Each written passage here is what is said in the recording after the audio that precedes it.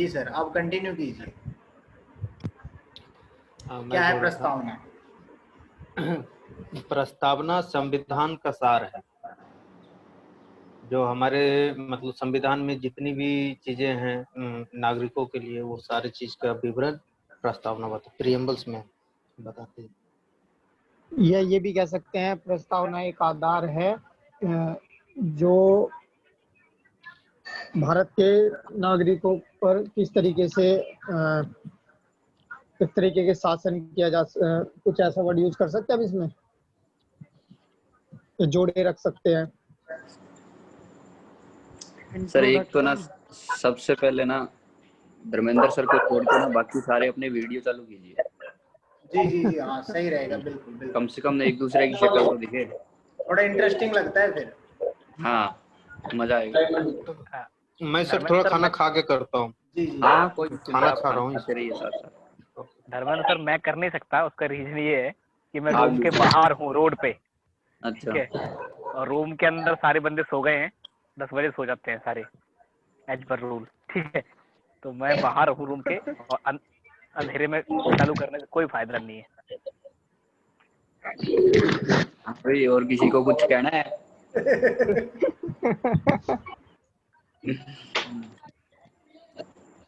सबसे पहले बाकी तो चालू कर लो यार। अभी रूम के अंदर तो जाके मैं लाइट भी नहीं जला सकता। अरे कोई बात नहीं है।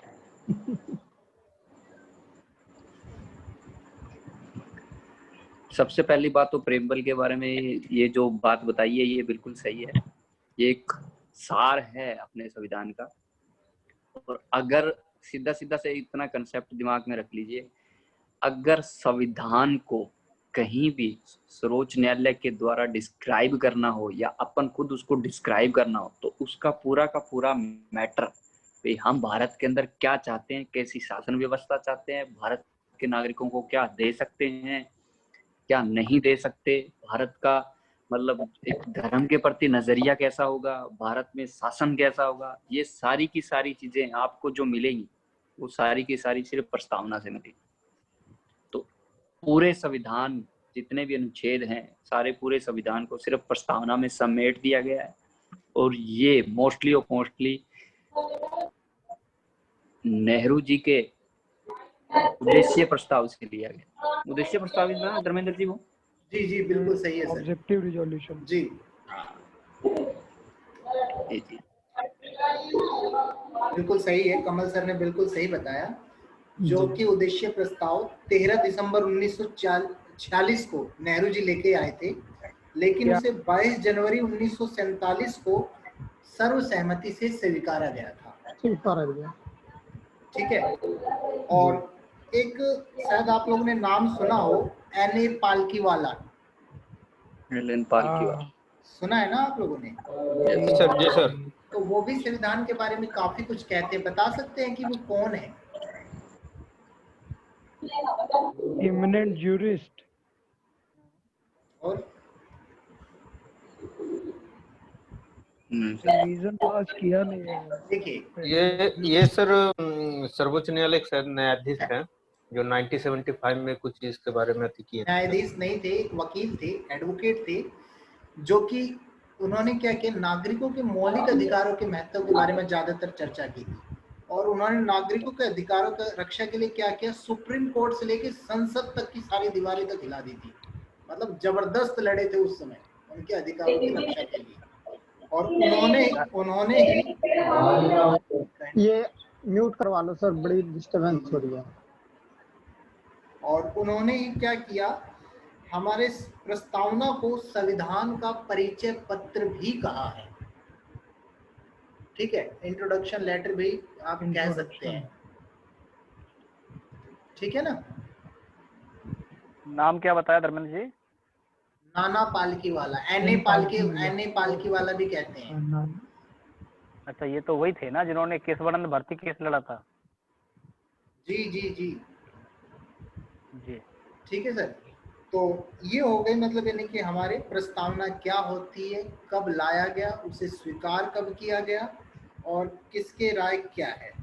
ठीक है, अब उससे पहले कि जो पंडित जवाहरलाल नेहरू जी द्वारा जो प्रस्तावना बनाया गया था, उस बनाए हुए प्रस्तावना में मतलब काफी उद्देश्य प्रस्ताव थे और कई बार उनमें संशोधन भी हुए थे, सभी को पता है। लेकिन जो सबसे मेन इम्पोर्टेंट संशोधन है, ये भी शायद मेरे हिसाब से पता होगा, 42वां। हाँ 42 76 में क्या हुआ था संशोधन, बताएंगे अमेंडमेंट क्या था? सर 3 शब्द जोड़े गए थे इसमें, धर्मनिरपेक्षता और समानता और समाजवादी। जी हाँ, समाजवादी, पंथनिरपेक्ष और ये अखंडता था। अच्छा हाँ अखंडता, हाँ अखंडता था। और धर्मनिरपेक्षता नहीं था, पंथनिरपेक्षता था। बिल्कुल सही है, आई था, बिल्कुल सही है, पंथनिरपेक्षता। ठीक है, तो अगला है आपका, अब संविधान की जो प्रस्तावना है उसके बारे में पढ़ लेना आप लोग। सर जी ने भी कहा है वो रट लेना है, क्योंकि वो तोते की तरह कोई पूछ ले तो ताकि हम बेशर्मी की तरह खड़े ना रहे, तो याद हो गया। ठीक है, तो वही है। और काफी कुछ कहे बात, तो जो ये चैप्टर है उस पहरे को पढ़ के ही पूरा हो जाता है अपने आप में। सर एक चीज और, मैंने सर। कल एक वो प्रैक्टिस सेट था, उसके अंदर एक चीज और ये चीज देखने वाली है, ये जो 1976 से पहले की जो प्रस्तावना है ना, उसको मूल प्रस्तावना बोला जाता है। हाँ बिल्कुल सही, ये भी मैंने पढ़ा था। इसको प्रस्तावना बोला जाता है। ये चीज थोड़ी ध्यान रखने वाली है कि ये क्वेश्चन ऐसे भी पुट हो सकता है कि मूल प्रस्तावना में कौन कौन से शब्द नहीं थे, तो अपन वो उलझ के ना रह जाएं कहीं कि यार प्रस्तावना में ये शब्द नहीं था, ये शब्द नहीं था। तो जो 1976 की पहले की जो प्रस्तावना है वो मूल प्रस्तावना है, मतलब जिस टाइम भारत संविधान जब लागू हुआ था वो प्रस्तावना थी मूल प्रस्तावना। और 1976 की बाद की जो चेंजेस आने के बाद की जो प्रस्तावना बनी है वो मूल हट के प्रस्तावना बनी है, बस इतना सा एक फर्क है ये। ठीक है जी जी,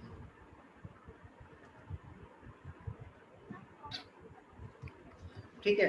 तो अब देखिए, सबसे पहले तो हम बढ़ते हैं अपने प्रस्तावना की ओर। अब जो प्रस्तावना में जो शब्द आए हैं हमारे उनकी तरफ, तो जैसा कि हम लोग पढ़ते हैं कि हम भारत के लोग भारत को एक संपूर्ण प्रभुत्व संपन्न, ठीक है, समाजवादी, धर्मनिरपेक्ष, लोकतांत्रिक गणराज्य बनाने के लिए, मतलब देखिए पहला जो पहली लाइन है उसमें संप्रभु आया है।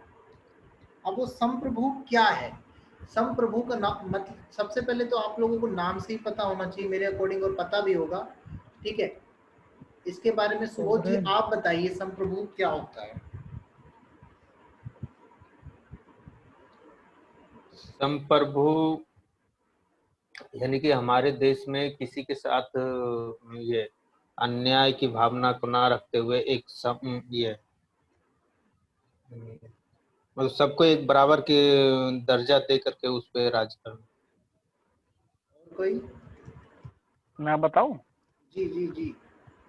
संप्रभु का मतलब होता है कि हम जो हमारा देश है, भारत देश है, ये अपने हर किसी कानून बनाने के लिए, चाहे विदेश नीति संबंधित हो, चाहे भारत के आंतरिक मामलों संबंधित हो, या किसी भी टाइप का कानून, या किसी भी प्रकार की जो हम अंतर्राष्ट्रीय संबंध रखना चाहते हैं या नहीं रखना चाहते हैं, उसके लिए भारत स्वतंत्र है। उसके ऊपर किसी भी देश का, किसी भी संस्था का कोई स्पेशल दबाव नहीं है। उसको बोलते हैं संप्रभु, कि हम टोटली स्वतंत्र हैं। जी, जैसा कि लिखा भी है, भारत न तो किसी अन्य देश पर निर्भर है और ना ही किसी अन्य देश का डोमिनियन है, मतलब हिस्सा है, ठीक है। और संप्रभु राज्य होने के नाते ये विदेशी सीमा अधिग्रहण या फिर किसी अन्य देश के पक्ष में अपनी सीमा के किसी हिस्से पर से दावा भी छोड़ सकता है, ठीक है। समाजवादी, सोशलिज्म, मिहिर जी आप बताओ क्या होता है? दिनेश जी मैं एक चीज बताना चाहूंगा इस संप्रभुता वाली लाइन के हिसाब से। जी जी जी। जैसे कि इसमें लिखा हुआ है कि विदेश सीमा अधिग्रहण अथवा किसी अन्य देश के पक्ष में अपनी सीमा के किसी हिस्से के दावा छोड़ सकता है। ये दोनों ही चीजें आजाद भारत में हो चुकी हैं। विदेशी सीमा अधिग्रहण की बात करें अगर हम, तो सिक्किम भारत का पार्ट बना था, क्योंकि उससे पहले वो विदेशी राज्य था। भारत का संरक्षित क्षेत्र हालांकि था, लेकिन भारत में शामिल नहीं था। तो सिक्किम का अधिग्रहण हो गया है। और अन्य देश के पक्ष 1975 में जो अपनी जी और अन्य देश के पक्ष में अपनी जो जमीन छोड़ी है उसके लिए 100वें संविधान संशोधन देख लें, या फिर हम सिलहट वाला जो मुद्दा है उसको देख लें, जो बांग्लादेश को सिलहट में वोटिंग करके हमने दिया था। और 100वां संविधान संशोधन का तो शायद सब लोगों को पता होगा कि कुछ हिस्से का आदान प्रदान किया गया था बांग्लादेश के साथ में। हमने लगभग 100 के ऊपर कुछ क्षेत्र दिए थे और बांग्लादेश ने हमें कोई 50-51 क्षेत्र वापस किए थे, ताकि हमारी सीमा निर्धारण अच्छे से हो सके। अच्छा, एक चीज और बताइए, इसी पॉइंट से संबंधित है कि जब 1949 में भारत ने राष्ट्रमंडल की सदस्यता जब स्वीकार की थी, तो क्या उसका प्रभाव संप्रभुता पे पड़ा था? नहीं पड़ा था। इसके ऊपर काफी लोगों ने ऑब्जेक्शन किया था। कॉमनवेल्थ जी, इसके ऊपर काफी लोगों ने बहस की थी और आज भी होती है इस चीज पे बहस कि कॉमनवेल्थ में वो देश शामिल हैं जो संभवतः जो ब्रिटेन के अधीन रहे हों, उसके उपनिवेश रहे हों। हालांकि कुछ उसके अपवाद भी है आज के समय तो, लेकिन मैक्सिमम वही देश हैं जो ब्रिटेन के उपनिवेश रहे हों। तो इसके ऊपर बहुत सारे लोगों को ऑब्जेक्शन था और आज भी है कि हमें वो छोड़ देनी चाहिए। लेकिन जब कॉमनवेल्थ की सदस्यता ली गई थी तब भी ये बात स्पष्ट कर दी गई थी संविधान सभा के द्वारा, या हमारे देश में जो सरकार उसमें चल रही थी उसके द्वारा, कि सिंपल सी बात है कि हम कॉमनवेल्थ के सदस्य हैं जरूर, लेकिन हमारे इसका ये बिल्कुल मतलब नहीं है कि हम ब्रिटेन के अधीन हैं या उनके डोमिनियन हैं। हम एक स्वतंत्र हैं और इसीलिए संप्रभु शब्द जो है भारत की प्रस्तावना में शामिल किया गया। जी, ठीक। लेकिन ये भारत जो है उस समय ब्रिटेन को ही प्रमुख मानता था ना। तो वो तो एक सिंपल सी बात है यार। 1947 का एक्ट एक्चुअली ब्रिटेन को इसलिए प्रमुख माना था क्योंकि जो लगभग उस समय के जो भी मतलब यानी कि वो उससे प्रभावित था ज्यादा, और कोई बात नहीं था। आमिर, क्या कह रहे थे आप? ये तो गवर्नमेंट ऑफ इंडिया जो इंडिपेंडेंस एक्ट 1947 का जो आया था वो तो हमारा ऑप्शन दिया ही था कि कॉमनवेल्थ को भी छोड़ सकते हो, आपके ऊपर कोई वो बर्डन नहीं है कि आप इसे बाइंडिंग नहीं है कि आप इसे ज्वाइन करो ही करो। तो ये भी तो हमारा वही हो गया डिसीजन ना, ऑटोनॉमस डिसीजन हो गया अपना। उनके भी तो मेंबर हैं, तो इससे हमारा थोड़े ना सॉवरेनिटी पे थोड़े ना खतरा आता है इससे। नहीं, बिल्कुल सही बोल रहे हो आप मेरे जी, ऐसा ही हुआ था। 1947 के एक्ट में ये भी था कि अगर भारत चाहे तो उस एक्ट को भी जो है खारिज कर सकता है, उस एक्ट को भी मानने से मना कर सकता है। इतनी स्वतंत्रता दे दी थी उस समय जी कि जो आजादी का एक कानून था, भारत चाहे तो आजादी नहीं भी ले सकता है, ये भी छूट दी थी। ठीक है,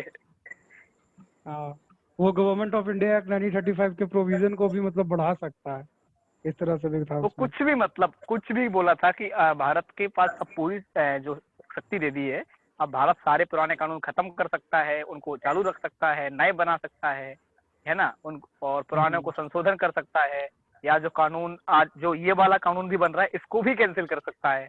इसके अलावा जितने जो कुछ पॉसिबल चीजें थी वो सब कुछ कर सकता है। बस जैसे तैसे छोड़कर चले गए कि लो भाई समझो अपना। अच्छा, जैसा कि अभी आप लोगों ने पीछे देखा कि समाजवादी शब्द को कब जोड़ा गया था, बताया जा चुका है। इसके बारे में अब गुड़िया सिस्टर बताएंगी। गुड़िया जी, आप बताइए। अरे रात में तो ये मेरा नंबर था ना बताने का। दिक्कत नहीं। हेलो हाँ सिस्टर, बताइए।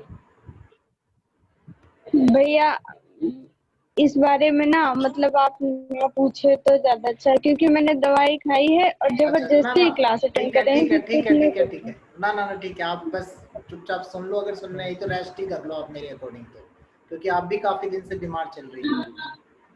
बेहतर होगा कि अभी रेस्ट ही कर लीजिए, नहीं तो पुनीत सर जो है ना बार बार बीमार पड़ रहे हैं और खड़े हो रहे हैं। ठीक है, उनकी भी यही हालत है, तो यही कहूँगा। हाँ, मुझे भी लगता है क्योंकि ना सिस्टर, आप ऐसा करो, रेस्ट ही कर लो। कोई नहीं, इसकी रिकॉर्डिंग ग्रुप में भेज देंगे, आप बाद में सुन लेना। हाँ, दिन में सुन लेना आराम से, अभी सो जाओ। वैसे भैया एक बात पूछनी थी, सुबह जो क्लास चलती है मतलब ऑप्शनल वाली ज्योग्राफी ऑप्शनल की चलती है? नहीं, एंशिएंट हिस्ट्री चलती है। हाँ, अच्छा, हिस्ट्री सुबह कर दी और शाम को मतलब शाम को डबल क्लास चलती है ना, एक 6 से 8 चली थी शायद। वो टाइम आज ज्यादा लगा, वैसे 6 से 7:15 ही चलेगी और लगभग 7:15 के बाद अपनी दूसरी क्लास जियोग्राफी ऑप्शनल चालू हो जाएगी। और वो वाली वर्ल्ड ज्योग्राफी की है जो जनरल जो स्टडी पहले जो 6 जनरल बजे से स्टडी क्लास जीएस लिए वाली थे। है। हाँ, जो 6 बजे से है वो जीएस वाली है।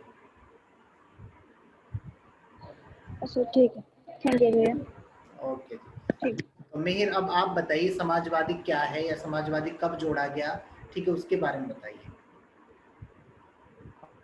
तो सोशलिस्ट जो वर्ड है वो आपका 42nd कॉन्स्टिट्यूशनल अमेंडमेंट 1976 से जोड़ा गया, बट मुझे नहीं लगता कि इसका कोई नीड था प्रियम्बल में एक अलग से मतलब इसे आइडेंटिफाई कर कर इसे मतलब लोकेट करने का, क्योंकि हमारे डीपीएसपी में ऑलरेडी जो है वो सोशलिस्ट प्रिंसिपल हैं। बिल्कुल सही ठीक है, बात है कि और 1976 के उसका 42वें से पहले ही डीपीएसपी के रूप में ये मौजूद थे। आगे बढ़िए। तो मतलब हमारा जो वो सोशलिस्ट प्रिंसिपल है ना वो डेमोक्रेटिक लाइंस पे है। मतलब बेसिकली यही है कि गरीबी हटाना है यहाँ से, लोगों के बीच का जो स्टैंडर्ड ऑफ लिविंग है उसे इंक्रीज करना है, प्राइवेट प्रॉपर्टीज और जो गवर्नमेंट प्रॉपर्टीज है दोनों एग्जिस्ट करेंगी यहाँ। मतलब जो होता है ना कि कम्युनिस्ट वाला जो सिस्टम है वो भी नहीं है और कैपिटलाइजेशन वाला भी सिस्टम नहीं है। कैपिटलाइजेशन मतलब कि रिसोर्स जो होंगे वो उसका एक्यूमुलेशन होगा वेल्दी लोगों के हाथों में, और कम्युनिस्ट वाले सिस्टम में ये था कि जो भी रिसोर्सेज है वो रेशनलाइज कर दिया जाएगा सारे के लिए। तो ऐसा भी नहीं है, हमारा जो मतलब इंडिया जो इस दोनों के बीच में लाई करता है, और हमारा मेन मोटो है यहाँ का गरीबी हटाना, और जो भी रिसोर्सेज है सबका मतलब इक्वालिटी से उसको मिलना, यही है और क्या। ठीक है, कमल सर आप कुछ कहेंगे इसके बारे में? हाँ सर, मैं एक चीज बोलूंगा इसके अंदर। तो मिहिर सर, जी, तो मतलब ये तो एक विचारधारा है, समाजवादी एक विचारधारा है। मतलब हम समाज को फॉलो कर रहे हैं, मतलब सारी चीजें समाज को होनी चाहिए। एक मतलब आर्थिक विचारधारा है ये, ठीक है। जैसे इसके अंदर पूंजीवादी भी आ जाती है। तो हमने पूंजीवादी को क्यों नहीं अपनाया सर? कैपिटलिस्ट को। ये भी चीज, ये मेंस का क्वेश्चन था। कैपिटलिस्ट को भैया हम लोग ने इसलिए नहीं मतलब अडॉप्ट किया क्योंकि अगर कैपिटलिस्ट इकोनॉमी आता मतलब वो हम लोग आइडियोलॉजी को फॉलो करते, तो एक तो यहाँ पहले गरीबी इतना ज्यादा था जिस समय हमारा देश आजाद हुआ था। नहीं सर, दूसरा गरीबी तो उस टाइम अमेरिका में भी थी, उन्होंने तो पूंजीवादी अर्थव्यवस्था बना के अपने को बहुत आगे कर लिया ना। हाँ सर, बट मतलब जो क्लास डिस्टिंक्शन है यहाँ, मतलब जो डिस्ट्रीब्यूशन है सेक्शन वाइज, वो भी तो यहाँ ज्यादा था, इनइक्वालिटीज और बढ़ जाती ना अगर हम लोग वो प्रिंसिपल को अपनाते। तो जहाँ तक हमको लगता है पार्टी, आप सर बताइएगा। इसका सबसे मेन रीजन ये है क्योंकि पूंजीवादी अर्थव्यवस्था और साम्राज्यवादी अर्थव्यवस्था एक दूसरे के घटक है। और साम्राज्यवादी अर्थव्यवस्था जो थी, जो साम्राज्यवाद हम झेल रहे थे, निचोड़ जो मतलब हमें निचोड़ा जा रहा था ब्रिटिशों के द्वारा, है ना, तो वो चीज हम झेल रहे थे, उसके अगेंस्ट हम लड़ रहे थे। और 1947 के अंदर उससे हम आजाद हुए, तो same to same ditto copy लेके आना हमारे लिए बेहतर था ही ना। इसके लिए आपको पढ़नी पड़ेगी बुक, मेरे पास पड़ी है भारत गांधी के बाद। उसके अंदर ये चीज जरूर थी कि समाजवादी अपनाएं या पूंजीवादी अर्थव्यवस्था अपनाएं, क्योंकि पूंजीवादी अर्थव्यवस्था में तरक्की बहुत ज्यादा थी, रिजल्ट तकड़े थे उसके। और उस टाइम गरीबी से इंडिया को निकालना बहुत ज्यादा जरूरी था। लेकिन फिर भी जो मैन लीडर थे, जो फ्रंट कर रहे थे, उन्होंने सोवियत संघ का भी देखा, अमेरिका भी का देखा, जापान का भी देखा, सारों की अर्थव्यवस्था का निकाल के उन्होंने मिश्रित समाजवादी अर्थव्यवस्था अपनाई अपनी। जी, तो वही तो हम भी तो यही बताए भैया कि जो क्लास डिस्टिंक्शन है वो और बढ़ जाता है, गरीबों और अमीर के बीच का जो डिफरेंस था वो और बढ़ जाता। और जो हमारा डीपीएसपी का जो आर्टिकल 39 का जो सबसेक्शन सी है जो बोलता है कि वेल्थ का एक्यूमुलेशन नहीं होना चाहिए, तो ये भी तो फिर फॉलो नहीं हो पाता ना, क्योंकि वेल्थ तो फिर कुछ सेक्शन के हाथ में ही मतलब लिमिट हो जाता फिर अगर कैपिटलिज्म करते तो। नहीं सर, मैं यही तो बात कह रहा हूँ ना। 42 जो संविधान के जो डीपीएसपी है उसके अंदर तो संविधान के अंदर तो पहले ही जोड़ा गया ना वो, है ना भाई।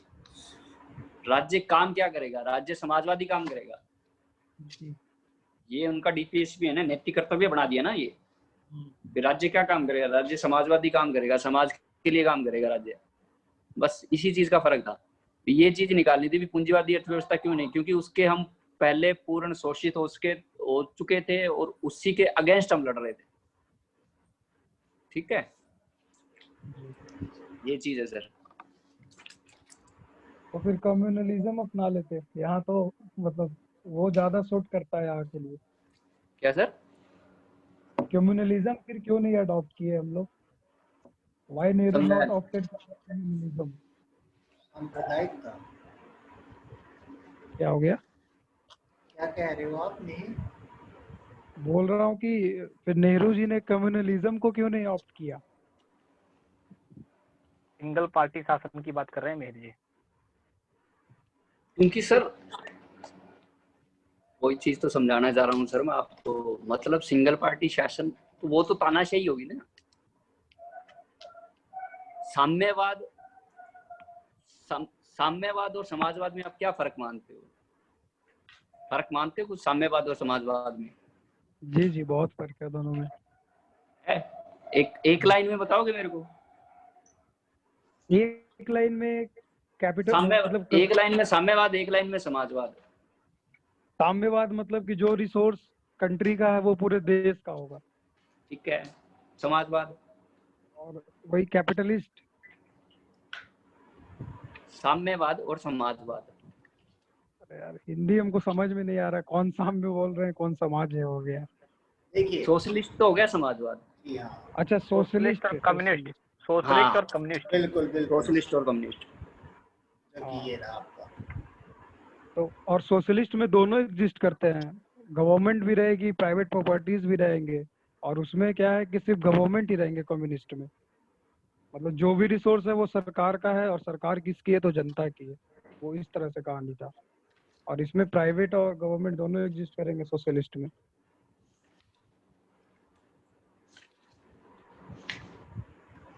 अब एक लाइन में मैं बताऊं इसका? हाँ बताओ। जो कम्युनिस्ट है ना, वो उनका मोटो क्या होता है? उनका मोटो होता है हर एक को कार्य, काम हर एक को मिलना चाहिए, पर मिलना चाहिए उनकी इच्छा के अनुसार। समाजवाद का मोटो ये होता है काम हर एक को मिलना चाहिए, पर मिलना चाहिए उनकी आवश्यकता के अनुसार सिर्फ। दोनों लाइन को बराबर में लिख के कभी फर्क समझना, इसका सारा क्लियर हो जाएगा क्या कैपिटलिस्ट है, क्या कम्युनिस्ट है, क्या सोशलिस्ट है।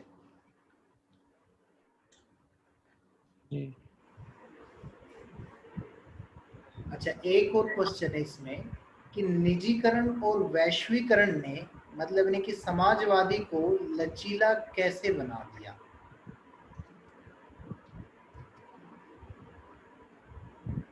देखिए, होता क्या है कि धर्मेंद्र जी, तो पहले पुराना मॉडल था समाजवाद का या फिर कम्युनिस्ट वालों का, साम्यवाद का। उसमें क्या था, मैक्सिमम समाजवाद और साम्यवाद दोनों में ही जो रिसोर्सेज थे वो सरकार ने अपने कंट्रोल में कर रखे थे। जब बात आती है प्राइवेटाइजेशन की, ग्लोबलाइजेशन की, निजीकरण की, वैश्वीकरण की, तो इसमें हुआ क्या कि जब निजीकरण हुआ तो लोगों को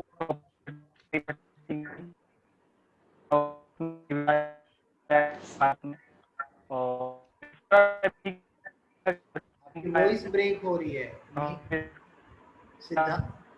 शिवेंद्र जी, आपकी वॉइस ब्रेक हो रही है सर। कुछ भी समझ नहीं आ रहा शिवेंद्र भैया। अच्छा ठीक है, कोई और बता दे फिर, कोई बात नहीं, कोई और बता दो फिर प्लीज। सोनू जी आप बताइए। इसका सर यह उदारीकरण निजीकरण वाला जी, मतलब इसने अपने समाजवादी को कैसे लचीला बना दिया, फ्लेक्सिबल कैसे बना दिया भाई?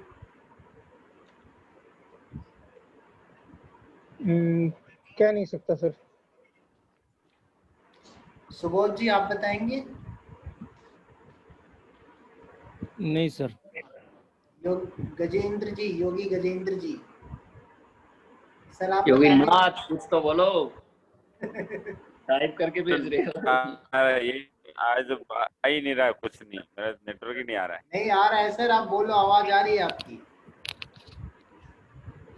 अभी क्वेश्चन ही नहीं सुना सर। क्वेश्चन क्या सर पूछा? क्वेश्चन ये है कि उदारीकरण, निजीकरण और वैश्वीकरण ने हमारे समाजवादी को, भारतीय समाजवादी को लचीला कैसे बना दिया?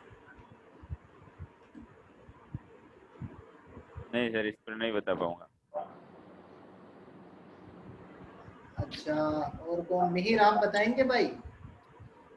इंग्लिश में बताइए क्या बोल रहे हैं, कुछ समझ में नहीं आ रहा। लचीला हिंदी वाले अच्छा अच्छा, क्वेश्चन ये है, क्वेश्चन मिहिर ये है, अभी मेरी आवाज आ रही है क्या? हाँ जी हाँ। आ रही ना। क्वेश्चन ये पूछा कि जो कम्युनिस्ट है, सोशलिस्ट है, उसको जो लचीला समझ रहे हो ना आप, मतलब कि एक सिंपल टाइप में कैसे बना दिया ग्लोबलाइजेशन ने और प्राइवेटाइजेशन ने, ये पूछ रहे हैं। ये तीनों मिलकर ग्लोबलाइजेशन और प्राइवेटाइजेशन कैसे ला दिए, वो पूछ रहे हैं। एक लिबरलाइजेशन, उदारीकरण। बताइए मिहिर जी, मेरी आवाज आ रही होगी शायद अब, है ना? बताइए कैसे फ्लेक्सिबल बनाया इन सब चीजों में? ये तीनों मिलकर कैसे फ्लेक्सिबल बनाया इंडिया के इकोनॉमी को? जी हाँ, इकोनॉमी के नहीं, सोशलिज्म को, भारतीय समाजवाद को। जी नहीं समझ में आ रहा हमको क्वेश्चन। कमल सर आप बताइए। सर जैसे समाजवादी और जैसी अर्थव्यवस्था हमारी बनाई हुई थी, उसके अंदर क्या था कि सारे रिसोर्सेज पे गवर्नमेंट का था, ठीक है, फंडा। लेकिन उससे क्या था कि जो अर्थव्यवस्था थी हमारी, एक उसको कह सकते हैं एक बंद अर्थव्यवस्था के रूप में थी, ठीक है। मतलब इतना ज्यादा वो अपना बेनिफिट्स भी नहीं कमा पा रहे थे, और मतलब लोग भी खुद भी इंटरेस्टेड नहीं थे इन्वेस्ट करने के लिए। और जब प्राइवेटाइजेशन का, ये जो ग्लोबलाइजेशन का ये जो दौर आया, तो उसके अंदर हमें मतलब विश्व के अकॉर्डिंग, वर्ल्ड के अकॉर्डिंग उसके बराबर आने के लिए हमें कुछ शर्तों पे अपने को ढील देनी पड़ी कि हम हर एक चीज का सरकारीकरण नहीं करेंगे। क्योंकि पहले जैसे क्या होता था, पहले जैसे ये होता था कि अगर कोई कंपनी कोई बेनिफिट्स में चल रही है, तो उसका मतलब एक पार्टी को एक मतलब निजी हित किसी का कोई उससे संभव ना होता, तो गवर्नमेंट क्या करती थी, जैसे उसमें कंपनियों को क्या होता तो सरकारीकरण कर लेती थी उसका, और उसका जो बेनिफिट्स था वो गवर्नमेंट लेती थी, और गवर्नमेंट अपने आप से फिर आगे लोगों में डिस्ट्रीब्यूट करती थी। तो उस चीज को वहां जाके उनको थोड़ा बदलना पड़ा। वो उन्होंने ये सीधा स्पष्ट ऑफर किया ग्लोबलाइजेशन में, प्राइवेटाइजेशन में भी, आप आओ इन्वेस्ट करो, और ये जो भी चीजें हैं, आप बेनिफिट्स अगर कमाना चाहते हो तो आप बेनिफिट्स कमाओ, हम आपसे मतलब सरकारीकरण नहीं करेंगे। तो उसके अंदर थोड़ी सी क्षति जरूर पहुंची, लेकिन अभी तक वो इतना ज्यादा नहीं कह सकते हमारे देश में समाजवाद को बिल्कुल ही खत्म कर दिया है, ऐसा नहीं है। क्योंकि अभी तक बहुत से रिसोर्सेज ऐसे हैं जो सिर्फ इंडिया के, गवर्नमेंट ऑफ इंडिया के फेवर में ही है, लेकिन धीरे धीरे नॉन स्ट्रेटजी करके जो है ना, हाँ धीरे धीरे ये चीजें खत्म हो रही हैं। तो शायद अभी तक तो नहीं, इस समाजवाद की क्षति को कोई मामूली सा थोड़ा नुकसान जरूर हुआ है, लेकिन आगे इसका फर्क काफी हद तक पड़ने की संभावना है, जिस हिसाब से मार्केट में अभी चल रहा है। जी बिल्कुल सही है। और मेन एक रीजन और आता है, जो कमल जी ने बताया वही है, उसका भी मतलब वही बनता है जो मैं रीजन बता रहा हूँ। लेकिन एक सिंपल लैंग्वेज में बात करें कि जो उदारीकरण या निजीकरण या जो वैश्वीकरण था, लिबरलाइजेशन, प्राइवेटाइजेशन या जो ग्लोबलाइजेशन था। आप एलपीजी के बारे में बात कर रहे थे क्या? हाँ एलपीजी के बारे में। और क्या, अब तक क्या समझ रहे थे? आप सोशलिस्ट कम्युनिस्ट कर रहे थे, हमको लगा। नहीं, मैंने लिबरलाइजेशन फिर बोला था, कमल जी ने प्राइवेटाइजेशन बोला था, और शिवेंद्र जी ने ग्लोबलाइजेशन बोला था। तो इंस्टॉलमेंट में क्यों बोल रहे थे? तो बता देते ना। तो देखिए, इससे हुआ क्या, मेन है आर्थिक विकास को बढ़ावा मिला था, ठीक है, इकोनॉमिक प्रोग्रेस हुआ था ना, जो उसके कारण ही मतलब यानी कि जो समाजवाद जो समाजवादी थे वो फ्लेक्सिबल हो गया कि मतलब यानी कि जो सर ने बताया जैसे कि वो उनके से उन्हें ढील दे दी गई, वरीयत बढ़ती गई उनसे, ठीक है, ताकि जो उनके विकास में जो बाधा पहुंच रही थी वो बाधा अब रुकावट का काम ना करे। ठीक है, तो मेन तो यही चीजें थी इसका। और कब लाया गया था ये उदारीकरण बताएंगे? लिबरलाइजेशन या प्राइवेटाइजेशन, ग्लोबलाइजेशन कब शामिल किया गया था? 1991 राइट, 1991 के आर्थिक सुधार। जी बिल्कुल और सही लाया है। क्या गया, ये तो जबरदस्ती थोपा मतलब गया। लगवाया गया था, प्रेशर से किया गया था ये काम। नहीं सर, आज वैसा देखा जाए ना, अपने जूम पे जो मीटिंग कर रहे हैं ना, ये ग्लोबलाइजेशन का ही है। बिल्कुल सही कह रहे हैं, बिल्कुल बिल्कुल। नहीं बिल्कुल, मैं इस बात से सहमत हूँ कि जो हुआ अच्छा इंडिया हुआ। ने काफी प्रोग्रेस करी है, ऐसी बात नहीं है। हाँ, काफी काफी क्या, लगभग मतलब 7 टाइम फोल्ड हुई है जो इंडियन इकोनॉमी है, 7 टाइम फोल्ड हो चुकी है 1991 से। हाँ, ये चीज तो है सर। क्योंकि एक क्या ना, अपने पास है ना, एक वो ऑप्शन भी बहुत ज्यादा खुल गए सर। पहले आप मार्केट में टीवी लेने जाते थे, आपको बीपीएल का टीवी मिलता था। अब आप मार्केट में टीवी लेने जाओ, इतनी वैरायटियां आपके पास, आप खुद कंफ्यूज हो जाओगे यार कौन से लें, है ना। और निजीकरण के कारण हो गया। हाँ, ग्लोबलाइजेशन के कारण ही हुआ ना, वैश्वीकरण हुआ। जी जी बिल्कुल, जी देशी कंपनी ने इन्वेस्ट बिल्कुल। किया। जी जी जी। और शिवेंद्र भैया ने भी सही बताया कि जो 7 फोल्ड होता है ना, इकोनॉमी जो होती है उसे भी एक वजह चाहिए फोल्डमेंट होने का। जैसे हाँ पैंडेमिक हो गया, वॉर हो गया, तो ये सब अपॉर्चुनिटी रहती है इकोनॉमी को हाँ, मतलब ग्रो करने का। तभी तो आत्मनिर्भर अभियान अभी तो तभी तो आया ना भाई, आपके पास ये है, वर्ल्ड के अंदर अब कुछ नहीं है, सारा कुछ ठप्पड़ है, आप बनो आत्मनिर्भर, बनो सारा कुछ करो। अब अगला आता है जो इसकी विशेषता है, पंथ निरपेक्ष है। अब इसके बारे में नीलिमा जी बताएंगी कि क्या होता है, वो धर्म निरपेक्ष है या पंथ निरपेक्ष है, कौन सी चीज सही है, आप बताएंगी। पंथ निरपेक्ष मीन्स वो धर्म से रिलेटेड नहीं रहती। जैसे कि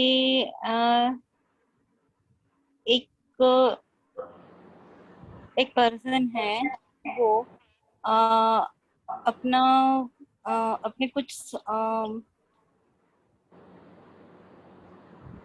एक धर्म है, वो अपने नहीं, एक इंसान है, वो अपने पंथ को बढ़ाने के लिए क्या बोलते हैं, कुछ एक एग्जांपल दे रही, जैसे संस्था को चलाने के लिए कोई चाहिए, वैसे पंथ वो होता पर्सन क्या है? अपने पंथ क्या होता है, पहले ये बताइए, पंथ क्या होता है?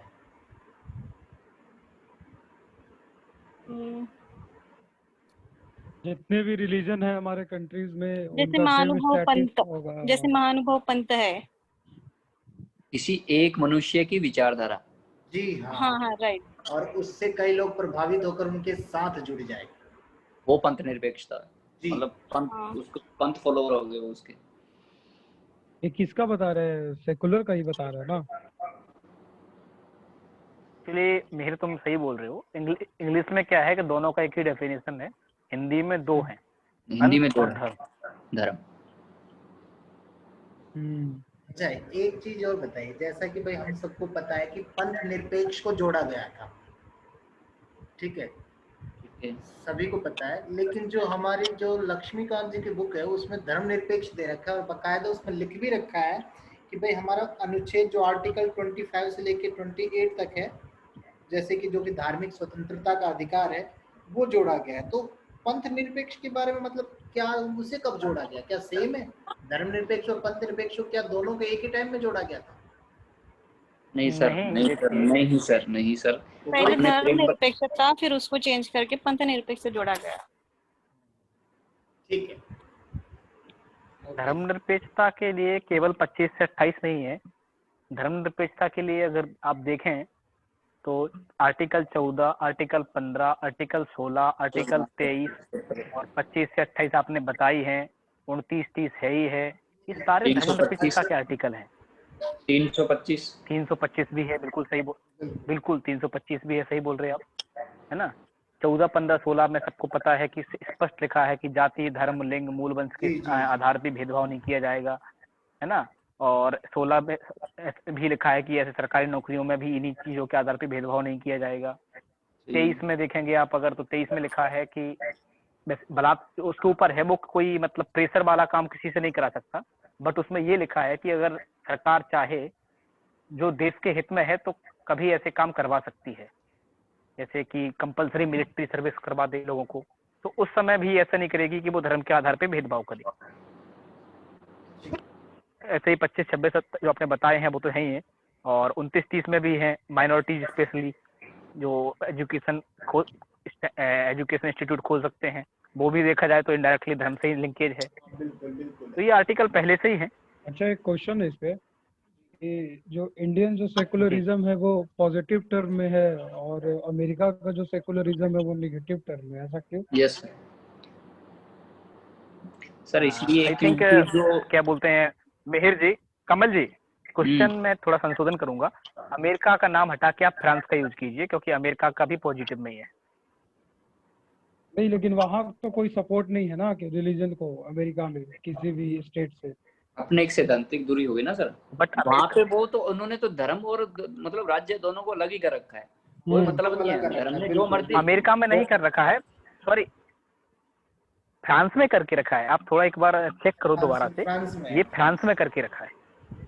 फ्रांस में है क्या? ठीक है, अमेरिका, हाँ अमेरिका और इंडिया ये दोनों पॉजिटिव टर्म में है, और ब्रिटेन को भी हम पॉजिटिव टर्म में ले सकते हैं, बट फ्रांस जो है उसको नेगेटिव टर्म में लेते हैं।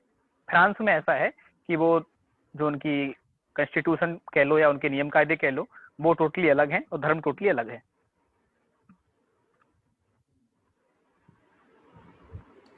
ठीक है, तो अगला करें आप फिर। सोनू जी आप बताइए, डेमोक्रेसी क्या होता है सर? लोकतंत्र क्या होता है? हेलो हेलो, जी जी बताइए। सर, लोकतंत्र का मतलब होता है कि जो शक्ति है वो जनता के हाथ में है। लगभग दो प्रकार के होते हैं, ये अप्रत्यक्ष और प्रत्यक्ष। और इसमें कुछ ऐसा है कि जनता के ऊपर जो शासन करता है वो जनता ही द्वारा चुना जाता है। राष्ट्रपति का चुनाव कैसे होता है बताएंगे? प्रत्यक्ष होता है, प्रत्यक्ष होता है, डायरेक्ट सर इनडायरेक्ट? वो प्रत्यक्ष होता है, वो नहीं, हाँ प्रत्यक्ष होता है, क्योंकि अप्रत्यक्ष जनता के द्वारा होता है।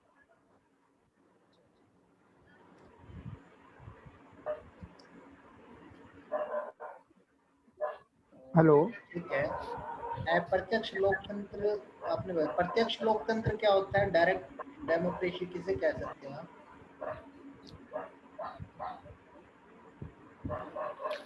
प्रत्यक्ष लोकतंत्र में ये जनता का शासन सीधा चुना, जनता के द्वारा चुना जाता है, वो उसे कहते हैं ना।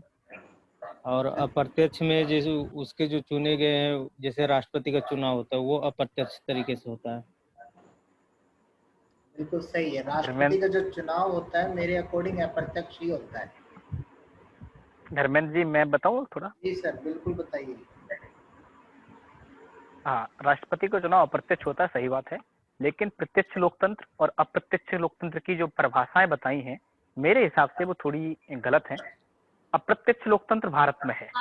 अप्रत्यक्ष लोकतंत्र का मतलब होता है कि जनता जो है अपने प्रतिनिधि चुनती है और अपने प्रतिनिधियों के माध्यम से शासन करता है, होता है देश में, और जी, और वही जो है नियम कानून बनाते हैं, वो होता है अप्रत्यक्ष लोकतंत्र, जो कि भारत में है।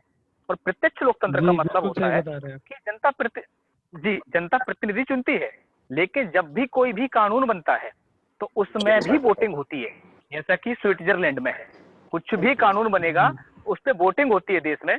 अगर वोट फेवर में जाता है तब कानून बनता है, और वोट फेवर में नहीं जाता है तो वो कानून नहीं बनता है। चाहे कितने भी जो कैंडिडेट हैं जो कि उधर पहुंचे हैं, कैंडिडेट नहीं बोल सकते, जो कि एमएलए एमपी हैं, कितना भी सपोर्ट करें, उनके करने से कुछ नहीं होगा। डायरेक्टली वोटिंग होती है हर कानून के लिए। तो सही है, यही बात ये है। डेमोक्रेसी जो है वो difference- छोटे देशों के लिए है, मतलब जो डायरेक्ट डेमोक्रेसी है वो छोटे देशों के लिए है। बिल्कुल, ये तो है, लेकिन एक जस्ट डेफिनेशन बताना था, वो बताया। जी जी, आप बिल्कुल सही बताया। जैसे कि आपने बोला है वोट डाली जाती है तो वो अप्रत्यक्ष होता है, अगर वोट नहीं डाली जाती तो प्रत्यक्ष नहीं। वहां पे किसी भी कानून को पास करने के लिए, कोई भी नया कानून बनेगा तो उसके लिए सबसे पहले मतदान होगा, वोटिंग होगी, और वो भी डायरेक्ट वोटिंग होगी। ठीक है, जिसमें जैसे डायरेक्ट कोई भी पब्लिक सीधा वोट डालेगी, भाई वो फैसला उन्हें मंजूर है या नहीं है। जैसे आज से 4-5 साल पहले केजरीवाल जी सरकार लेके आए थे, तब उन्होंने किया था हम कोई भी कानून बनाएंगे तो जनता से उससे एसएमएस द्वारा राय ली जाएगी। उनका एक वो कदम था प्रत्यक्ष लोकतंत्र की तरफ, बिल्कुल तो बिल्कुल कामयाब सही नहीं कह हो रहे सका। हैं। जी तो जी, राष्ट्रपति के चुनाव में जनता वोट थोड़े डालती है।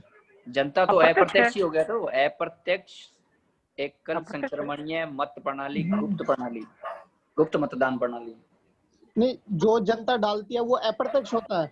जनता डालती है सर, देखो आप जो मत सीधा सीधा कंसेप्ट है, देखो अप्रत्यक्ष का मतलब है जनता के द्वारा चुने हुए प्रतिनिधियों द्वारा शासन, ठीक और है। वही कानून बनाते हैं।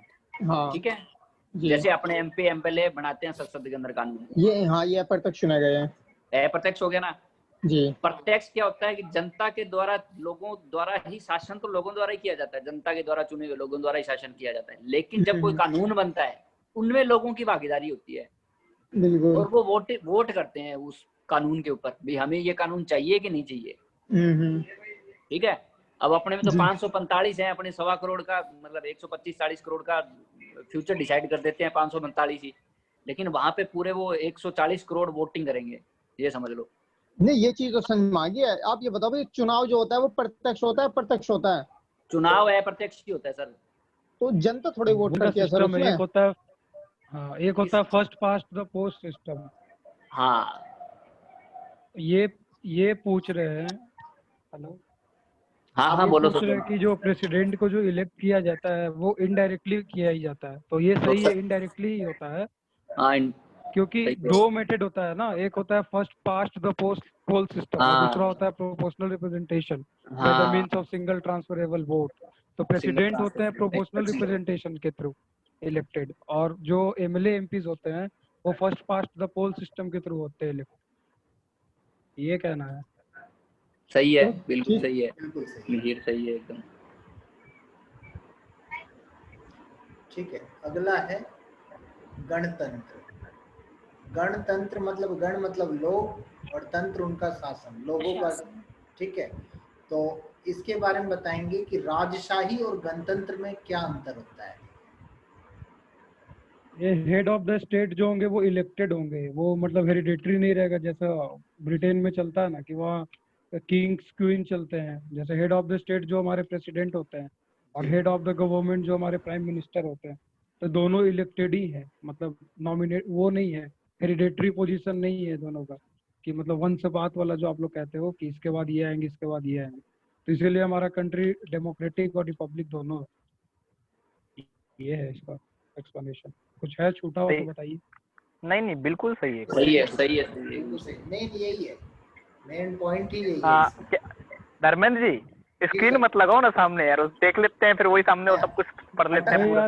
इसीलिए हटा दिया मैंने, हटा दिया मैंने। मैंने भी पढ़ा यार उसको भी। ठीक है, हम तो पढ़ेंगे भी तो अच्छे से समझ में नहीं आएगा क्या बोलना चाह रहा है। अच्छा, ब्रिटेन में कैसा है बताएंगे आप लोग? ब्रिटेन में क्या है? वही है राजा रानी वाला सिस्टम। ब्रिटेन में उत्तराधिकारी के तर्ज पे चुना हुआ जो मतलब उसे आप राजशाही कह सकते हैं, यानी कि राजतांत्रिक लोकतंत्र जी। और अमेरिका में कैसा है नीलिमा जी? अमेरिका में सॉरी नहीं पता, मैंने पढ़ा है पर नहीं बता पाऊंगी। सोनू जी आप बताइए, अमेरिका में कैसा है? जी, वहाँ पर प्रत्यक्ष अप्रत्यक्ष रूप से चुना जाता है, जैसे हमारे यहाँ पे चुना जाता है, वोटिंग चलती है। ठीक है सर, ओके। अमेरिका में चुनाव चल रहे हैं, 75 दिन बाद चुनाव है अमेरिका में। अध्यक्षीय शासन प्रणाली है वहाँ पे, अपने यहाँ पे प्राइम मिनिस्ट्रियल शासन प्रणाली है, वहाँ पे अध्यक्षीय शासन प्रणाली है। ध्यान रखिएगा, इस चीज में फर्क है वो दोनों में बहुत। मतलब अध्यक्षीय मतलब हो गया राष्ट्रपति, ये रहता है उसका प्रमुख होता है, और यहाँ पर जैसे अपने लोकसभा राज्यसभा का मतलब अध्यक्ष तो नहीं कह सकते, लेकिन लोकसभा और राज्यसभा का सर्वोच्च राष्ट्रपति होता है, जिसके शासन लास्ट साइन से कानून बनता है ना। वहाँ पे उनको राष्ट्रपति को वो पावर दी हुई है उस हिसाब से, बट अपने यहाँ पे प्राइम मिनिस्टर को दी हुई है। अच्छा, ठीक है ना। तो अपने यहाँ पे संसदीय शासन प्रणाली है, और वहां पे अध्यक्षीय शासन प्रणाली है। ध्यान रखिएगा, अमेरिका में चुनाव है 75 दिन बाद। अच्छा अच्छा। हमारे यहाँ पार्लियामेंट्री फॉर्म ऑफ गवर्नमेंट है, तो वहाँ प्रेसिडेंशियल फॉर्म ऑफ गवर्नमेंट है, यही ना फिर? हाँ यही सेम। अगला जो आप वर्ड है इंग्लिश में हमारा, बोल- अगला वर्ड हाँ सर? जस्टिस, अगला वर्ड जस्टिस है, न्याय। न्याय। उसके बारे में आप लोग बताइए, आप लोगों में मैं पूछूंगा, बताऊं किससे पूछूं? गजेंद्र सर आप बताइए, ये कहाँ से लिया गया है ये वर्ड? न्याय में मतलब कुछ मेन चीजें शामिल है, और उन चीजों को कहाँ से लिया गया है और वो चीजें कौन सी है? बताए? मैं बताऊं? पहले गजेंद्र जी। हाँ, गजेंद्र बताइए। सर सुन रहे हैं? गजेंद्र के यहाँ नेटवर्क बहुत इशू है, मुझे पता है। बिल्कुल बिल्कुल। के यहाँ सुबोध बहुत जी आप बताइए सर, सुबोध सर। हाँ सर, बोलिए सर। न्याय मतलब यानी कि न्याय में क्या क्या चीजें शामिल है, या न्याय में जो चीजें शामिल है वो कहाँ से ली गई है, बताएंगे? न्याय होता क्या है? यहाँ पे न्याय की बताया गया है कि न्याय शब्द है हमारे प्रस्तावना में, वो क्या इंडिकेशन कर रहा है? सर इसको 1917 के रूस की क्रांति से लिया गया है। ठीक है। और इसका मतलब 3 पार्ट है, एक तो सामाजिक न्याय, आर्थिक न्याय और राजनीतिक न्याय। तो सामाजिक न्याय का मतलब ये हो गया कि किसी हमारे समाज में किसी भी व्यक्ति को रंग, धर्म या लिंग के आधार पर भेदभाव नहीं किया जाएगा, वो तो एक सामाजिक न्याय हो गया। आर्थिक न्याय हो गया कि किसी मतलब आर्थिक स्थिति के कारण उस पे भेदभाव ना करना ही आर्थिक न्याय कहलाता है। और एक राजनीतिक न्याय हो गया, तो राजनीतिक न्याय हर किसी को मतलब समान राजनीतिक अधिकार प्राप्त होगा, इसका वो वर्णन करता है हमारे संविधान में।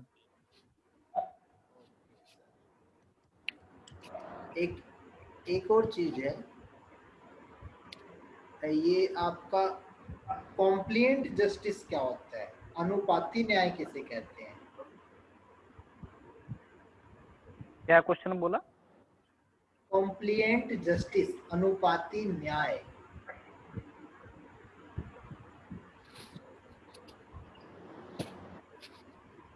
सर इसमें ये है जो अपना ये आर्थिक न्याय है वो सामाजिक न्याय से मिला जुला है। बिल्कुल सही है।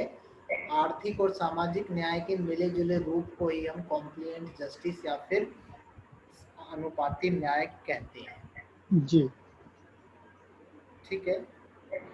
अगला जो वर्ड है हमारा वो है स्वतंत्रता। सभी जानते हैं मेरे अकॉर्डिंग इसके बारे में तो, ठीक है। और लेकिन इस थोड़ी सी चीजें हैं, ये कहाँ से ली गई है, ये शब्द कहाँ से लिए गए या इसके आदर्श कहाँ से लिए गए हैं, ठीक है। तो उसके बारे में नीलिमा जी आप बताइए। ये तो बच्चा बता देगा। नीलिमा जी बताइए स्वतंत्रता के बारे में, फ्रीडम के बारे में, आजादी के बारे में।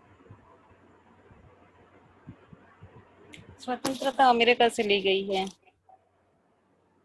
Sir sir sir sir sir D Dharmendra sir. जी जी जी मैं सुन रहा हूँ सर। गलत बोल दिया आपने। हाँ हाँ मुझे पता है सर, अभी बोलने दीजिए। सॉरी, मैंने पोल्ट्री नहीं पढ़ी है, मैं मन से बता रही हूँ। चलिए मैडम आप बोलिए। देखिए कोशिश की ना आपने, वही बोलते मैडम। हाँ बस कमल जी बोलने दिया करो कम से कम बस पहले। जी जी जी मेरा ध्यान और कहीं था। कोई नहीं। अच्छा सुबोध जी आप बताएंगे क्या है स्वतंत्रता? स्वतंत्रता क्या है? देख लेना, बुक खोल के ना बैठे हो बस बगल में। स्वतंत्रता का अर्थ ये हुआ कि यदि हमारे जो भी मौलिक अधिकार हैं, हमारे जो भी ये राइट्स बनते हैं संविधान के अंतर्गत, तो उसे हमसे छीना नहीं जाए, यही स्वतंत्रता हुआ। अच्छा चलिए ठीक है, कुछ मतलब है लेकिन उतने लॉजिक वे में नहीं है। और कहाँ से लिया गया है, इसके आदर्श वादर्श कहाँ से लिए गए हैं बताएंगे? ये सर ये फ्रांस की क्रांति से लिया गया है। फ्रांस की कौन सी क्रांति थी, कब की थी बताएंगे? ये नहीं मालूम है। मैं डेफिनेशन बता देता हूँ, लेकिन बाकी कहाँ से लिया गया है कमल सर ही बताएंगे। उन्होंने पहले बोला ये था तो तो फ्रेंच उसके बाद रिवॉल्यूशन 1789 से जो 1919 तक चला था। हाँ क्या बात है, और इससे मैंने मिहिर जी का नाम नहीं लिया था। इसी से तो इंस्पायर हुआ था अपना वो अमेरिका भी तो इसी से इंस्पायर हुआ था। बिल्कुल सही है। हाँ हाँ हाँ ठीक है, एक्चुअली स्वतंत्रता का मतलब ये नहीं कि हम आजाद हैं, वहां पे ये है कि जो भी गतिविधि कर रहे हैं उस पर किसी प्रकार का रोक टोक न होना और विकास के लिए हर व्यक्ति को बराबर अवसर प्रदान करना। ठीक है, ये चीज है स्वतंत्रता। और जैसा कि मिहिर भाई ने बताया, ये फ्रांस की क्रांति से लिया गया था 1789 और 1799 जो चला था उससे लिया गया था, मतलब। ठीक है, और अब अगला है हमारा समता। तो समता के बारे में, इक्वलिटी के बारे में सर एक मैं बीच जी में जी बोलूंगा। जी आपको मैं बात शुरू में काट रहा था, आपने बोला था फ्रीडम, स्वतंत्रता, ये चीज थोड़ी नोट करने वाली है सर। फ्रीडम अलग है, स्वतंत्रता अलग है, बिल्कुल सही बात कह हाँ, रहे हो आप। स्वतंत्रता अलग है, फ्रीडम अलग चीज है, वो लिबर्टी आएगी सर। हाँ बिल्कुल तो बिल्कुल सही बात। जो लिबर्टी आएगी अपने और एक फ्रीडम आएगी। तो एक क्वेश्चन इसके अंदर ये भी बनता है, स्वतंत्रता है आपको, संविधान आपको स्वतंत्रता देता है, कितनी तरह की स्वतंत्रता देता है आपको? Freedom of speech, expression, belief, faith and worship, 6 5 7 थे, उसमें एक हटाएगा, 6 हो गया। 5 हो गए सर। विचार, अभिव्यक्ति, विश्वास, धर्म और उपासना। 5 है, 5 है, 6 है? 5 है सर। विचार, 5 है ना? हाँ, विचार, अभिव्यक्ति, विश्वास, धर्म और उपासना। हाँ 5 है, 5 है। 3 तरह के न्याय है, 5 तरह की स्वतंत्रता है जी। और जीवन जीने की भी स्वतंत्रता तो है। नहीं, वो सर आपके अनुच्छेद 21 के अंदर आएगी। राइट टू लाइफ हो गया, मतलब वो तो हमारा वो वो तो फंडामेंटल अनुच्छेद 21 में आएगी ना। प्रेमबल के अंदर कितने तरह की स्वतंत्रता दी है, ये बात है। प्रेमबल के अंदर ओनली दी है, ठीक है। हाँ, इक्वालिटी वो क्या समानता, होती है? समता। सर इक्वालिटी सर बताइए, कमल सर। इक्वलिटी, हाँ जी। प्रतिष्ठा और अवसर की समानता, ये संविधान के अंदर अपने प्रेमबल में ये 2 तरह की समानता दी गई है। और समानता हर मामले में भारत का संविधान यही कहता है कि आपको हर अवसर की समानता, हर इंसान को बराबर दी जाएगी, किसी के साथ कोई भेदभाव नहीं किया जाएगा। प्रतिष्ठा के मामले में भी ऐसा नहीं हो सकता कि कोई और, मतलब किसी और को कुछ ज्यादा प्रतिष्ठा दी जा रही है। मतलब हर राज्य के सामने हर नागरिक है वो बराबर, उच्च नीच नहीं समझा जाएगा। मतलब स्पेशल प्रिविलेज किसी क्लास को नहीं दिया किसी जाएगा, क्लास को नहीं दी जाएगी, किसी क्लास, जेंडर या फिर वैसे करके कोई। कुछ यही तो बात था। समता में मेनली भैया? तीन चीजों को इंक्लूड किया है शिवेंद्र जी। वो 3 चीजों कौन सी है? समता में 3 चीजों को आप बोल रहे हैं इंक्लूड किया है, ऐसे बोल रहे हैं ना? हाँ मेनली, मतलब किस बेस पे समता होनी चाहिए, वो चीज है। तो समता के 3 चीजें कौन सी हैं धर्मेंद्र जी, ये तो मुझे नहीं पता, लेकिन जहां तक मैं समझ पा रहा हूँ समता का मतलब वो ये है कि समता का मतलब, जैसे आप सब लोग बता रहे हैं कि समानता से है, ठीक है, समानता है, लेकिन उसमें ऐसा समानता नहीं है कि जो समाज में पिछड़े हुए लोग हैं उनको भी उतना ही सपोर्ट किया जाए और जो एक अच्छे लेवल पे उनको भी उतना सपोर्ट किया जाए। मेरे हिसाब से ये समानता नहीं होती। और समता का यही मतलब है कि जो पिछड़े हैं उनको स्पेशल प्रोविजन दिए जाएं ताकि वो बराबरी पे रहें, और यही समता है। वो तो दिया जा ही रहा है, वो तो है ही, लेकिन समता ये भी कहता है चाहे वो गरीब हो या अमीर हो, मतलब हर चीज में दोनों पक्षों को बराबर अवसर मिले। हाँ, बराबर अवसर तो तभी मिलेंगे ना। अभी देखो, अभी एक अमीर आदमी है, समझो मेरी बात, और एक गरीब आदमी है, अभी दोनों को लिए जो प्लेइंग ग्राउंड, प्लेइंग लेवल है, प्लेइंग फील्ड है, वो बराबर नहीं है। गरीब आदमी बहुत नीचे है, उसको थोड़ा आप उस लेवल पे आना, बराबर पे लेके आप आओगे, तब वहां से फिर बराबर मिलना चाहिए। जी जी एकदम टोटली इक्वलिटी नहीं है। शिवेंद्र जी की इस बात से जो नीचे वाला आदमी है उसको आप बराबर पे लेके आओगे, वो हम बता रहे हैं, पे लेके आओ, उसके बाद वो एक तो हमारा आर्टिकल 14 उसको बराबर पे लाओ, फिर एग्जाम पर। एक तो हमारा आर्टिकल 14 के हाँ। अंदर स्टेट रिजर्वेशन दे सकता है, और दूसरी चीज ये है कि जो 24th कॉन्स्टिट्यूशनल अमेंडमेंट हुआ था उसमें ये बोला गया है क्या कि जो अगर पार्लियामेंट अगर डीपीएसपी का आर्टिकल 39B और C अगर इम्प्लीमेंट करती है तो उसे मतलब वो नहीं किया जाएगा, नल एंड वॉइड नहीं माना जाएगा आर्टिकल 14, 19 और 31 के लिए। तो ये भी तो सरकार रिजर्वेशन एक तरह से दे रही है समानता के लिए ही ना, बोलिए समझ रहे बोलिए भैया? जी। हाँ, तो बिल्कुल ये भी बिल्कुल, तो और इसी को सरकार समता बोला समानता गया के है, लिए यही ही दे रही समता है, हाँ जी, एक्चुअल में यही यही समता डेफिनेशन है। होना चाहिए इक्वालिटी का। हाँ यही है समता, रियलिटी में यही है। इसीलिए हाँ दो हाँ वर्ड यूज किए गए हैं हमारी कॉन्स्टिट्यूशन में, समता और समानता, इसीलिए दो वर्ड यूज किए गए हैं, अदरवाइज एक ही कर लेते। अच्छा, कॉन्स्टिट्यूशन में भी दो ऐसे प्रोविजन है जो समता को शो करते हैं। कौन से ऐसे दो प्रोविजन है जिनसे साबित होता है कि भाई हाँ समता के बारे में कि ये चीजें सही है? कोई ऐसा प्रोविजन बताइए। आर्टिकल 14, 15 है क्या? यही है, गलत है, गलत है। हाँ यही है नहीं है क्या? 14 तो मेरे 14 तो है ही सर, क्या कह रहे 14 तो है ना, विधि के समक्ष समानता। 14 ये तो वो तो ठीक है, मैं कॉन्स्टिट्यूशन की बात कर रहा हूँ सर। सर देखिए संविधान में एक तो पहला तो ये कि कोई भी मतलब यानी कि कैंडिडेट जो है चाहे किसी भी धर्म का हो, जाति का हो, लिंग का हो या किसी भी वर्ग का हो, हर को मतदाता सूची में शामिल होने का पूरा अधिकार है। 325 आर्टिकल 325 बिल्कुल सही। और दूसरा ये चाहे लोकसभा का हो या विधानसभा का हो, मतदान का प्रावधान भी सेम है सबके लिए। वयस्क मताधिकार 326। बिल्कुल सही। ये दो ऐसे प्रोविजन है जो कॉन्स्टिट्यूशन के जो क्षमता को शो करते, इक्वलिटी को शो करते। ठीक है, ये चीज और याद रखना आप लोग, आर्टिकल 325 और आर्टिकल 326। ठीक है। एक आर्टिकल 39 के बारे में आप लोग बताएंगे हाँ, क्या है? क्या वो मतलब समता को कुछ शो कर रहा है या इससे कुछ संबंधित है? नहीं समता को तो शो नहीं कर रहा, बट वो सोशलिस्ट प्रिंसिपल है अपना, जैसे कि आपको एडिक्वेट मीन्स ऑफ लाइवलीहुड दिया जाएगा और इक्विटेबल डिस्ट्रीब्यूशन होगा कम्युनिटी के रिसोर्सेज का, फिर जो मीन्स ऑफ प्रोडक्शन है उस रिसोर्स का वो मतलब कोई एक्यूमुलेट नहीं करेगा वेल्थ को, और फिर इक्वल वेज मिलेगा वही चीज मेल हो गई को ना। देखिए आप दोनों कह को। रहे हैं मेहर जी की इक्वल वेज मतलब समान भत्ता समान वेतन, तो क्या ये मतलब इक्वलिटी को शो नहीं कर रहा? क्या इससे संबंधित नहीं है? हाँ तो कर तो रहा है।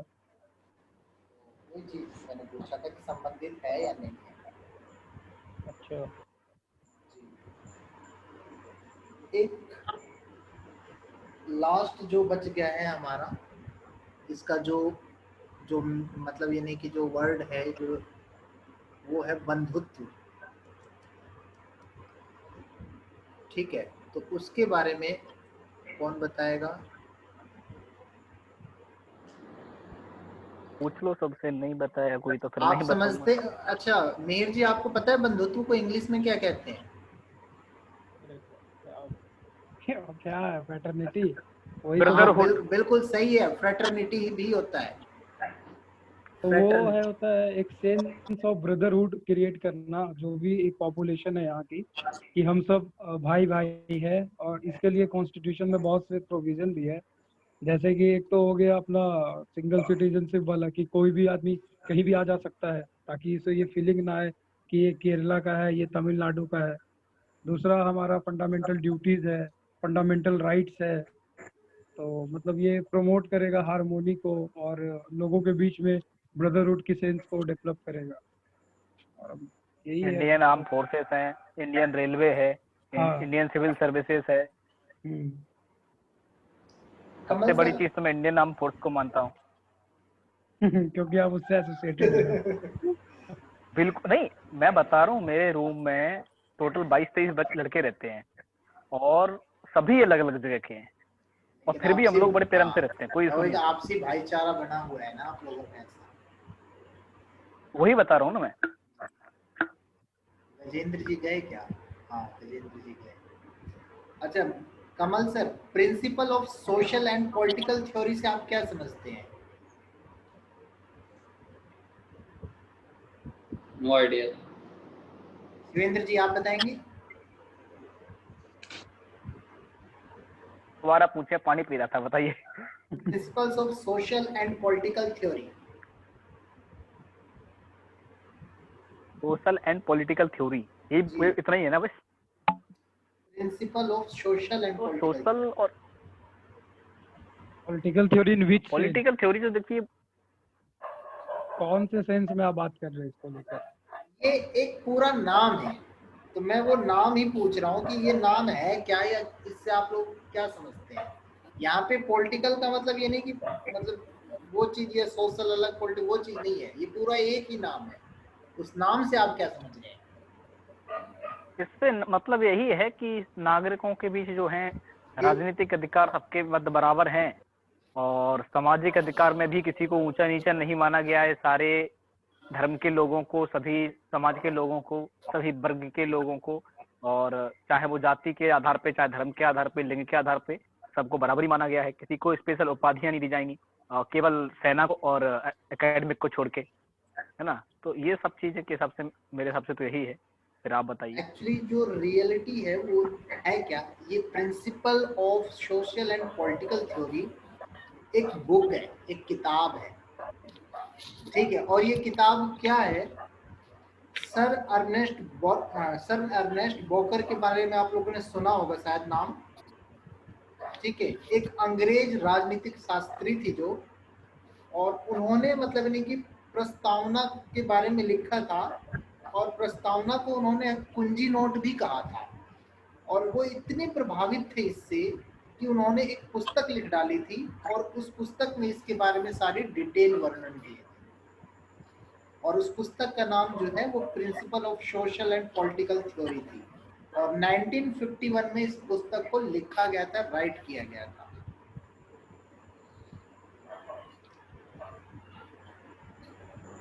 ठीक है, तो अगला है, क्या प्रस्तावना में संशोधन किया जा सकता है? सोनू जी आप बताएंगे, क्या कोई अमेंडमेंट कॉन्स्टिट्यूशन में कर सकते हैं? जी कर सकते हैं, तभी तो वो 42वां संविधान संशोधन हुआ था 1976 में। उन्होंने कहा था कि इसके मूल ढांचे को नहीं बदला जा सकता। अच्छा जी, कौन से केस से? कौन से केस S1 से? भारती। बिल्कुल सही है, ठीक है। आर्टिकल कौन सा है? 368। ठीक है। कॉन्स्टिट्यूशन जो है, प्रस्तावना जो है वो संविधान का भाग नहीं है, प्रिएम्बल कॉन्स्टिट्यूशन का पार्ट नहीं है। ये किस केस में साबित हुआ था? बेरूबारी। कब का कौन सा? मामला है? कब का मामला है मीर? 74। गलत है। शायद नहीं, 59-60 के अराउंड का है ये मामला, जहाँ तक हमको लगता है। जहाँ तक नहीं, इसमें जहाँ तक लगने वाली बात मत बताओ। सुबोध जी आप बताओ। बेरोबारी मामला बिल्कुल क्योंकि सही है। दौलतनाथ केस के पहले आया था, दौलतनाथ केस 63 था, इसके पहले ही आया था। अच्छा नीलिमा जी, 1960 है बेरुबाड़ी। हाँ 1960 है। नीलिमा जी, LIC का केस का मामला क्या है? LIC केस का मामला क्या है? संविधान के इस प्रियम्बल से रिलेटेड में क्या कहता है?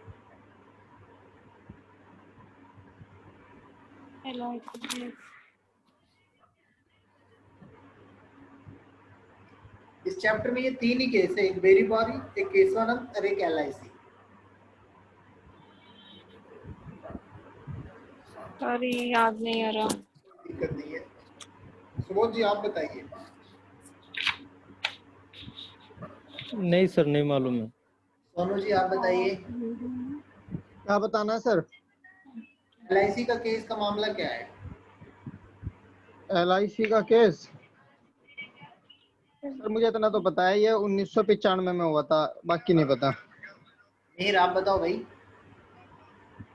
ये तो वही प्रियम्बल से रिलेटेड था, जिसमें सुप्रीम कोर्ट ने बताया था कि प्रियम्बल जो इंटीग्रल पार्ट है कॉन्स्टिट्यूशन का, जितने भी मतलब अगर एम्बिग्यूअस जो भी उसमें कोई कोई वर्ड है तो वो प्रियम्बल के लाइट में ही इंटरप्रेट किया जाएगा।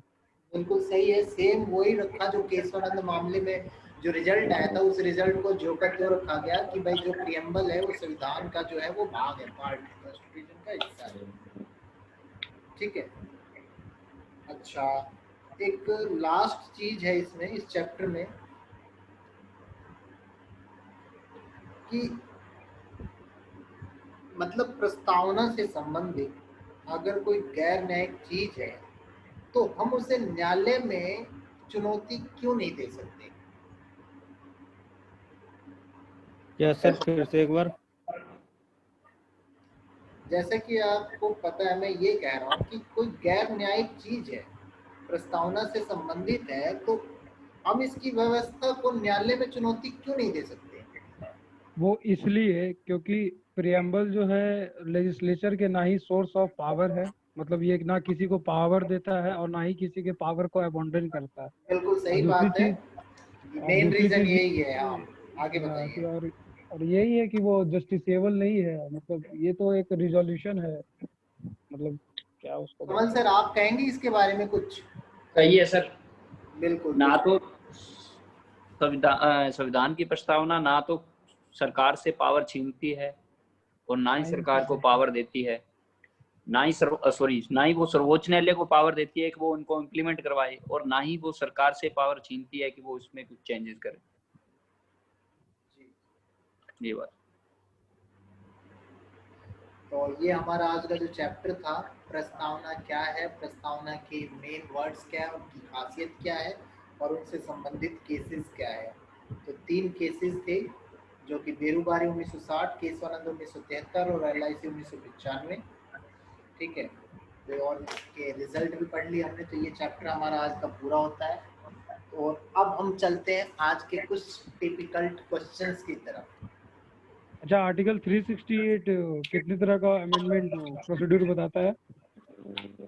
देखिए, तीन तरह का। 3 तरह का। आर्टिकल 368 ये भी कहता है कि संविधान की प्रस्तावना में संशोधन तो हो सकता है, लेकिन जो उसकी मूल विशेषता है उसमें संशोधन नहीं किया जा सकता। I am not asking that. I am asking that how many method that does Article 368 provide for the amendment of Constitution? एक मिनट, 3 टाइम्स। एक तो हो गया साधारण बहुमत, एक हो गया विशेष बहुमत, एक विशेष बहुमत प्लस में राज्यों की अनुमति। 3 तरह का बताता है। बाकी संविधान में संशोधन 4 तरह से हो सकता है। ठीक है। आप शिवेंद्र भैया बताइए थोड़ा। मिहिर, मैं थोड़ा 5 मिनट के लिए बिजी हूँ, आप लोग कर लो थोड़ी देर है। अच्छा। हाँ धर्मेंद्र भैया, आप बताइए कितने तरह का वो देता है? एक्चुअली 368 जो देता है, मेरे अकॉर्डिंग 2 टाइप्स का अमेंडमेंट देता है। अच्छा, सोनू जी आप? एक special majority of the parliament और एक आपका special majority of the parliament with the rectifications by half of the total states. तो ये 3 तरह का संविधान संशोधन। हाँ, 3 तरह का संविधान संशोधन, 2 तरह का 368 में। ठीक है, 368 में तो 2 ही है। 2 ही देता है। 2 ही देता है। हाँ, 2 देता है 368। सोनू जी बताएंगे स्पेशल मेजोरिटी क्या होता है? स्पेशल मेजोरिटी जी? हाँ बताइए। विशेष अधिकार। अरे मेजोरिटी क्या उसको बोलते हैं? बहुमत, विशेष बहुमत, साधारण बहुमत, विशेष बहुमत, पूर्ण बहुमत, 3 होते हैं। विशेष का नहीं पता सर। बताइए सुबोध जी, आप बताइए। सर, विशेष बहुमत का मतलब हुआ कि उसको किसी भी बिल को पास करने के लिए 1/3 भाग का मेजोरिटी होना जरूरी है। एक सेकंड, तो वो बिल पास नहीं होगा। 1/3? जी सर, 1/3। मतलब वही हो गया स्पेशल मेजोरिटी। 1/3 किसका? प्रेजेंट वोटिंग का या total strength of the house का? इसमें बड़ा कंफ्यूजन है। नहीं, ये क्या कहता है, टोटल आपका ये जितना वोटिंग पड़ता है उसका टोटल पड़ता है। ये जब सर ने बढ़ाया था ना, तब भी कंफ्यूजन था ये। क्लियर में हम बता देंगे, एकदम सिंपल में समझा देंगे, क्योंकि हम ये इसको बहुत मुश्किल होता है समझने में, और समझ में आ गया नहीं। आप इसका 2/3 है। 2/3 है विशेष Two-third है। उपस्थित और मतदान करने वालों का। स्पेशल मतदान। मेजोरिटी जो होता है वो हाँ। सुनिए, स्पेशल मेजोरिटी जो होता है वो होता है more than 50% total strength of the house. मतलब कि 545 सीट है ना, तो उसका 50% से ज्यादा मतलब 51%, और 2/3 majority of present and voting, मतलब जितने लोग वहां आए हैं उसका 2/3। ठीक है, ये हो गया आपका स्पेशल मेजोरिटी। और जब ratification of half of the state रहता है तो 50% मतलब जो हाफ स्टेट है वो इसको पास करेंगे सिंपल मेजोरिटी से। वो होता है 1/3 majority of present and voting, मतलब जितने लोग आए हैं उसका 1/3। ये हो गया सिंपल मेजोरिटी। और बाकी जो है प्रोविजन पार्लियामेंट में जो लॉ है कॉन्स्टिट्यूशन का, वो सिंपल मेजोरिटी से ही होता है, मतलब 1/3 member of present and voting. अगर कुछ गलत हो तो बताइए फिर। सही है, मेन तो यही है आपका। फिर से एक्सप्लेन कीजिए। अच्छा, इसमें नहीं लोग यार, एक तिहाई थोड़ी होता है यार, What? साधारण बहुमत में एक तिहाई थोड़ी होता है। या तो उपस्थित और साधारण बहुमत के अंदर उपस्थित और मतदान करने वालों का 50% हाँ से ज्यादा होता है। 50%, हाँ सॉरी हाँ, 50%। ये तो 50%। इन्होंने नहीं, इन्होंने हाँ। पहले 50% बोला था, फिर बाद में चेंज कर दिया। स्टार्टिंग में सर, नहीं 50%। नहीं, वो तो देखो स्पेशल मेरी बात मेजोरिटी सुनो। में हो गई। अरे हाँ। इतनी कुछ नहीं है, कंफ्यूज होने वाली बात नहीं है। 3 तरह के बहुमत होते हैं, मैं तो एक बात जानता हूँ सीधी। एक तो होता है विशेष बहुमत, एक होता है साधारण बहुमत, एक होता है पूर्ण बहुमत। ठीक है, साधारण बहुमत होता है उपस्थित और मतदान करने वालों का 50% या उससे ज्यादा।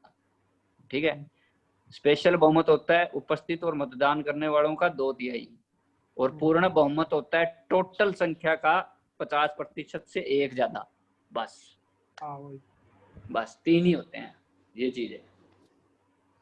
Total strength of the house का होता है 50%। हाँ, वो पूर्ण बहुमत होता है सर। हाँ वही। बहुमत भी 3 तरह के होते हैं। Full majority. बाकी इसके प्रिम्बल के नोट्स पड़े हैं मेरे पास, मैं भेजता हूँ ग्रुप में, देख लीजिएगा। कुछ चेंजेस करने हो तो कर लेंगे। अच्छा, ये माइंड मैप जो रहता है आईएएस बाबा का, ये सही रहता है क्या? क्या पता यार, आईएएस बाबा का पढ़ा तो नहीं। नहीं, माइंड मैप देखिएगा ना उसका, बड़ा अच्छा है। मतलब शॉर्ट में सारा वो बता देता है क्या क्या है। तो शॉर्ट आप मेरे भैया तब पढ़ो ना, तब आपके जब पूरे लॉजिक्स क्लियर हो जाएंगे ना। शॉर्ट तब पढ़ो रिवीजन के लिए, तब फायदेमंद है। जब तक आपको कंसेप्ट क्लियर करने हैं तब तक फुल पढ़नी पड़ेगी। शॉर्ट तो अच्छा है, वो टाइम कंज्यूम होता है, लेकिन मतलब ये है कि जब जैसे जैसे आपका पूरा सिलेबस कवर हो जाए आपका पूरा सारा, उसके बाद आप शॉर्ट पढ़ो तो आप रिवाइंड होते रहोगे उसमें। ये चीज है। क्वेश्चन बार की तो तरफ पढ़नी बढ़े पड़ेगी फिर सर। सारी। हाँ सर, हाँ बढ़ो, क्वेश्चन करते हैं थोड़े से, यस। क्योंकि 12 बजने जा रहे हैं। हाँ तो जल्दी कीजिएगा थोड़ा, मेरे को वो भी पढ़ना है यार, महाजन।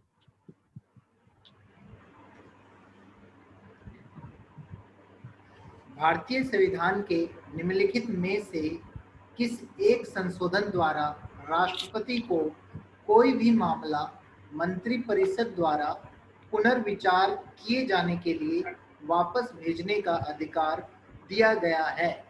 अब आपको बता दूं, अब आपको इंग्लिश में स्क्रीन बता शेयर दूं। कीजिए ना सर जी। सर स्क्रीन शेयर कर दो। स्क्रीन शेयर तो तब करूंगा जब मैं इसकी फोटो खींचूंगा। मैं आप लोगों को स्क्रीन में मैं वैसे लिख देता हूँ, कोई दिक्कत नहीं है। नहीं तो आप उसमें फोटो तो खींच टाइम के ग्रुप लगेगा। में भेज दीजिए। हाँ ग्रुप में भेज दो ना। ग्रुप में भेज देता हूँ, सही कह रहे हाँ, हैं। ग्रुप में भेज दीजिए। ये आपका हिंदी, और हमारे मिहिर जी के लिए ये इंग्लिश। भारतीय संविधान के नियम में किस एक संशोधन द्वारा राष्ट्रपति को कोई भी मामला मंत्रिपरिषद द्वारा पुनर्विचार किए जाने के लिए वापस भेजने का अधिकार दिया गया है? इससे तो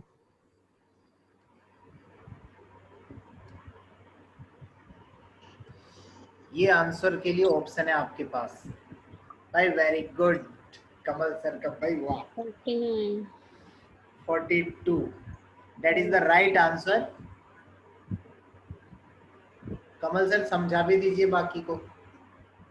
सर ये संविधान संशोधन जब ये किया गया था ना, तो 1976 के अंदर जब 42वां संविधान संशोधन किया गया था, तो इसके अंदर श्रीमती इंदिरा गांधी ने आपातकाल भी लगा था इसके जस्ट बाद ही, ठीक है ना। तो उन्होंने सिर्फ ये चीज इम्प्लीमेंट करवाने के लिए ये पावर छीन ली थी उनसे, चेंजेस करवा दिया था, पुनर्विचार नहीं मतलब कर सकता ऐसा था, ठीक है। तो उसके अंदर क्या था, फिर 44वां जो संविधान संशोधन मोरारजी देसाई ने करवाया था, उन्होंने अंदर किया था भी मंत्रिपरिषद की सलाह कर ली, ये बाध्यकारी है, बाध्यकारी नहीं है, ऐसा कुछ था, मेरे को ध्यान में नहीं आ रहा, बट इतना मेरे को पता है कि पुनर्विचार के लिए वापस किए जाने का अधिकार 42 में दिया था, इंदिरा गांधी के टाइम की बात है। नहीं, इमरजेंसी वाला आप सही बता रहे हैं, ऐसा ही करके हम भी पढ़े वो उसी के अकॉर्डिंग था ये। अगला क्वेश्चन है आपका कि 93वां संविधान संशोधन किससे संबंधित है? ठीक है, 93 constitution amendment related to 70-73। Option दे रहा हूँ, बिल्कुल ऑप्शन दे रहा हूँ, ऑप्शन देना, पहले मैं बोलूंगा तब ऑप्शन आएगा। ऐसे मत करो यार, ऑप्शन दे अभी दे रहा हूँ। पहला है सरकारी नौकरियों में पिछड़े वर्गों के लिए आरक्षण जारी,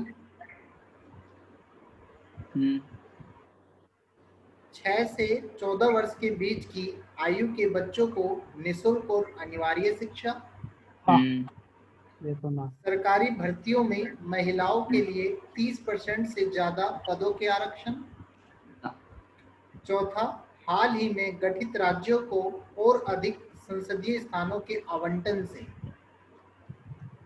और मैं ग्रुप में भी डाल देता हूं ताकि आप लोग समझ सकें।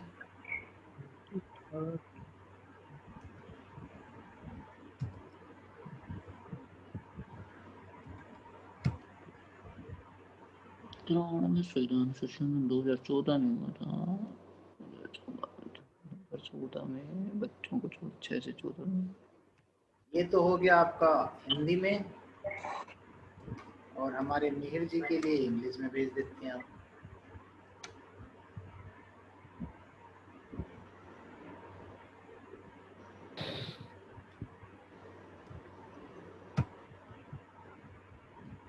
इधर भेजे आप। पहला फर्स्ट सी नंबर होना चाहिए सर।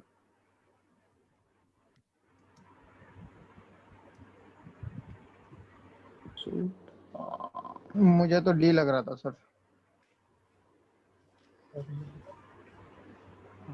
राज्यों को और अधिक संसदीय 93 में थोड़ी होगा, गवर्नमेंट जॉब से ये भी नहीं आएगा। Free of compulsory education which is more than 30% post amendment act है क्या ये? अमेंडमेंट एक्ट है ना, 2 नंबर आएगा इसका।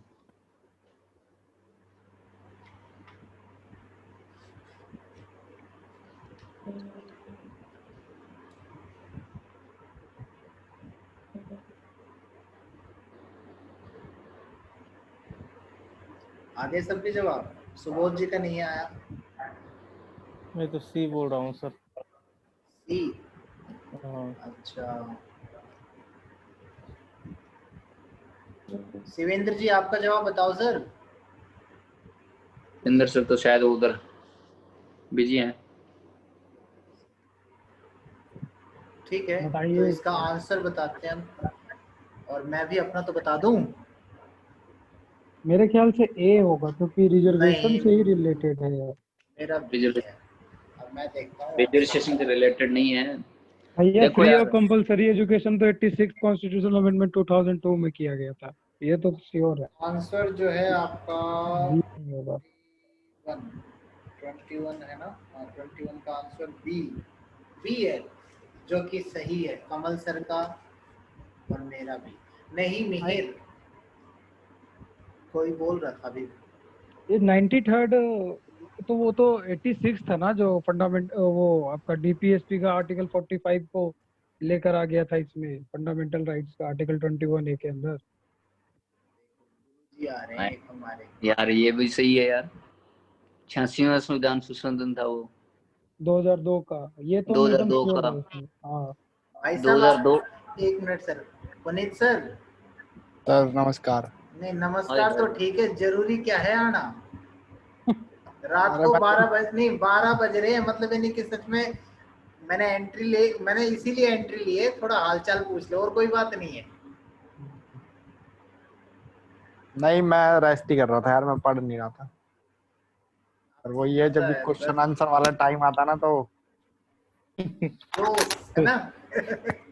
खुजली होने जी, लगती कितने है क्वेश्चन सर हो को। गए? है। कितने क्वेश्चन कर लिए? मैं थोड़ा बिजी हो गया था। कोई नहीं, ये अभी शायद अभी दूसरा ही दूसरा चल है, दूसरा है। दूसरा क्वेश्चन ग्रुप में देखिए शिवेंद्र जी, आप भी, और पुनीत सर एक बार आप भी देखो। ठीक डी होना चाहिए यार इसका। आपको क्या लगता है कमल भैया? डी लग रहा है यार मेरे को। अबे इसके रिजर्वेशन ऑप्शन बैकवर्ड क्लासेस तो नहीं होगा, क्योंकि एक बात सुनो यार, आप बैकवर्ड क्लासेस तो 90 ओबीसी को दिया था आरक्षण। इसमें कौन सी गवर्नमेंट थी उसकी? उस गवर्नमेंट ने दिया था, इससे पहले था वो, इससे पहले का रिजर्वेशन था। अच्छा मिहिर, आप कौन सा अमेंडमेंट बता रहे थे? 1986 86 है सर, 86 है, सही है वो, मेरी सही है अपनी जगह। 86 है 2002 के अंदर। उससे 2086 जब 2002 का है मीर, तो उससे पहले का रिजर्वेशन है ये ओबीसी बैकवर्ड क्लासेस को 1991 के करीब। उससे पहले ओबीसी को आरक्षण दिया था। ये तो जाहिर सी बात होगी, तो ये तो हो ही नहीं सकता, पहले वाला तो नहीं हो सकता, दूसरा भी नहीं हो सकता। रिजर्वेशन और more than 30 posted of women in government requirements, ये अभी तक भी अलाउड नहीं हुआ। ये अभी डी होगा इस बार। डी फिर बना डी इसका आंसर है। इसका आंसर तब तो डी होगा।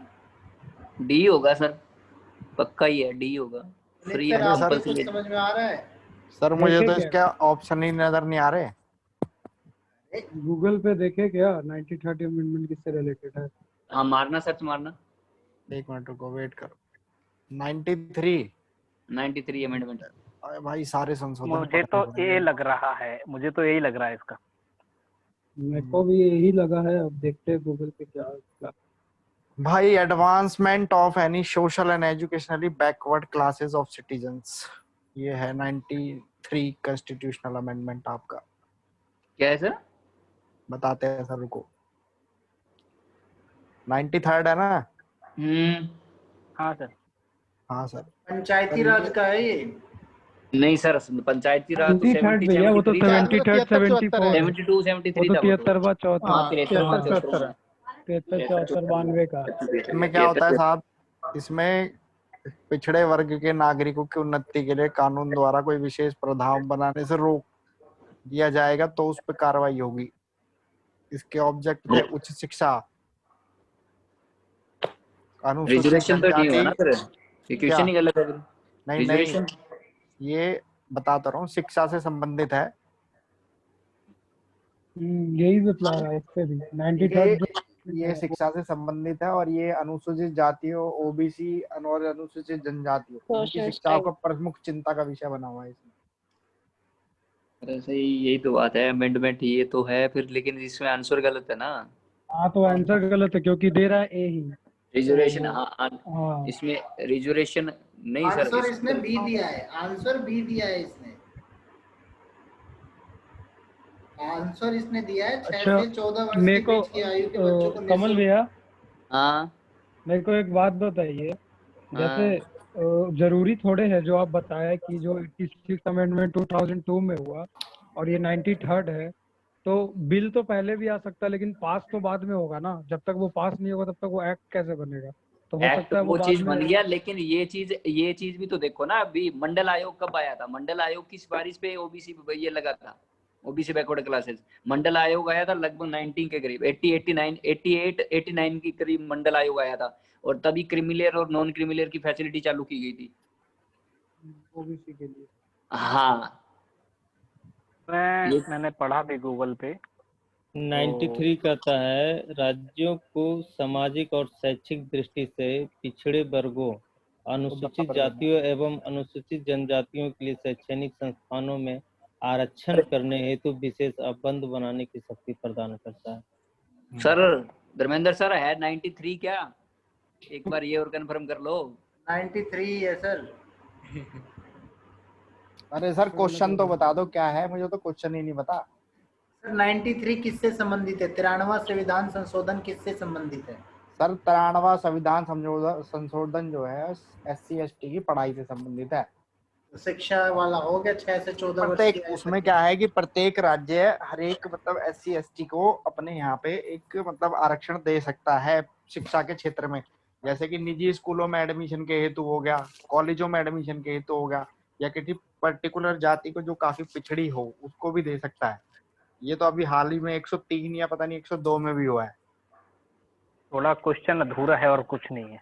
हाँ ये तो रहता ही है, तो उलझाने वाली बात क्योंकि है। अभी जो सर ने IAS तो आपने वो पढ़ा होगा किसी ने भी, PT विजन का जो जनरल वाला, तो उसमें 103 से पहले जो आया है 102 नंबर उसको पढ़िएगा। आर्टिकल अमेंडमेंट जो आया 102 नंबर उसमें है। वो और तो उससे संबंधित है ना, पिछड़ा वर्ग राष्ट्रीय आयोग। हाँ तो उसी में फिर तुम जब 103 का खंड 2 पढ़ोगे तो उसमें भी है, SC/ST का भी है, सबके लिए है। तो उनके लिए वो अलग विशेष दर्जा दे सकता है। तो ये वहीं का है। ये जो reservation for backward classes in government jobs वगैरह है ना, फ्री कंपलसरी एजुकेशन, ये तो अलग चीज है, बट दे सकते हो आप OBC का। तो वो SC/ST का भी वहीं से जो किया गया था वो 2093 अमेंडमेंट के थ्रू है। अब फिर OBC के लिए किया गया है। Next question. अगला क्वेश्चन भेजिए। अगला क्वेश्चन है, पहले इंग्लिश में भेजिए यार, हिंदी वाले पहले भेज देते हैं ऑप्शन। अरे हिंदी भेजो भाई वाले, फिर इंग्लिश आएगा यार। कोई बात नहीं। राज्य के नीति निदेशक सिद्धांतों को भारतीय संविधान में शामिल किए जाने का उद्देश्य है। हाँ ये है क्वेश्चन। सोशल और इकोनॉमिकल डेमोक्रेसी। लो पहले लो, अब आगे बताइए क्या आंसर तो आ ही गया फिर। और लो हिंदी और लो इंग्लिश वाले को ऑप्शन के हिसाब से बताना। अच्छा ऑप्शन हो रहे हैं, ऑप्शन मतलब इंग्लिश वालों को पंगा मत लेना। राजनीतिक प्रजातंत्र को स्थापित करना,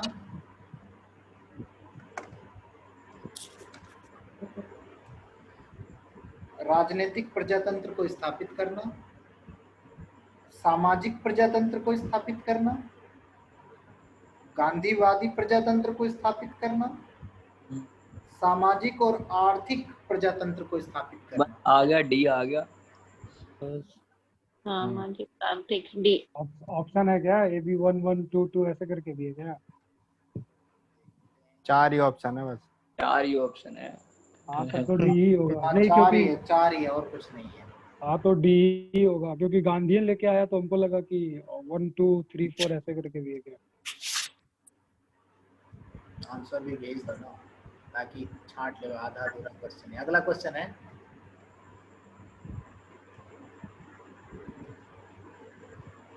राज्य नीति के निर्देशक सिद्धांतों के निम्नलिखित अनुच्छेदों में से कौन सा अंतर्राष्ट्रीय शांति और सुरक्षा के संबंध 51 लो सही है।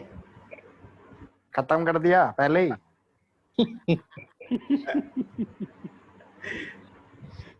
अगला क्वेश्चन, 9वीं अनुसूची। अबे भाई क्वेश्चन तो भेज दो। फोटो खींच के एक साथ डाल दूंगा मैं। वो तो है ही, बिना क्वेश्चन के। चलिए अब नहीं बोलेंगे। रुको एक मिनट, मैं अभी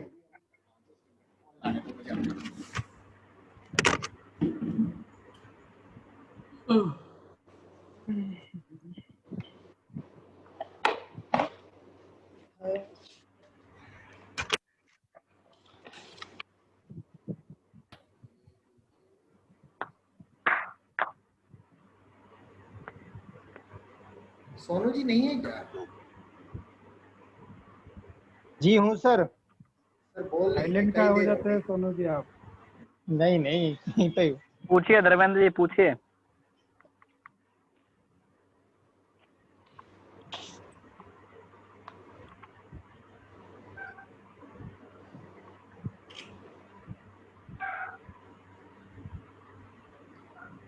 क्वेश्चन ग्रुप में जा रहा है और ये गया।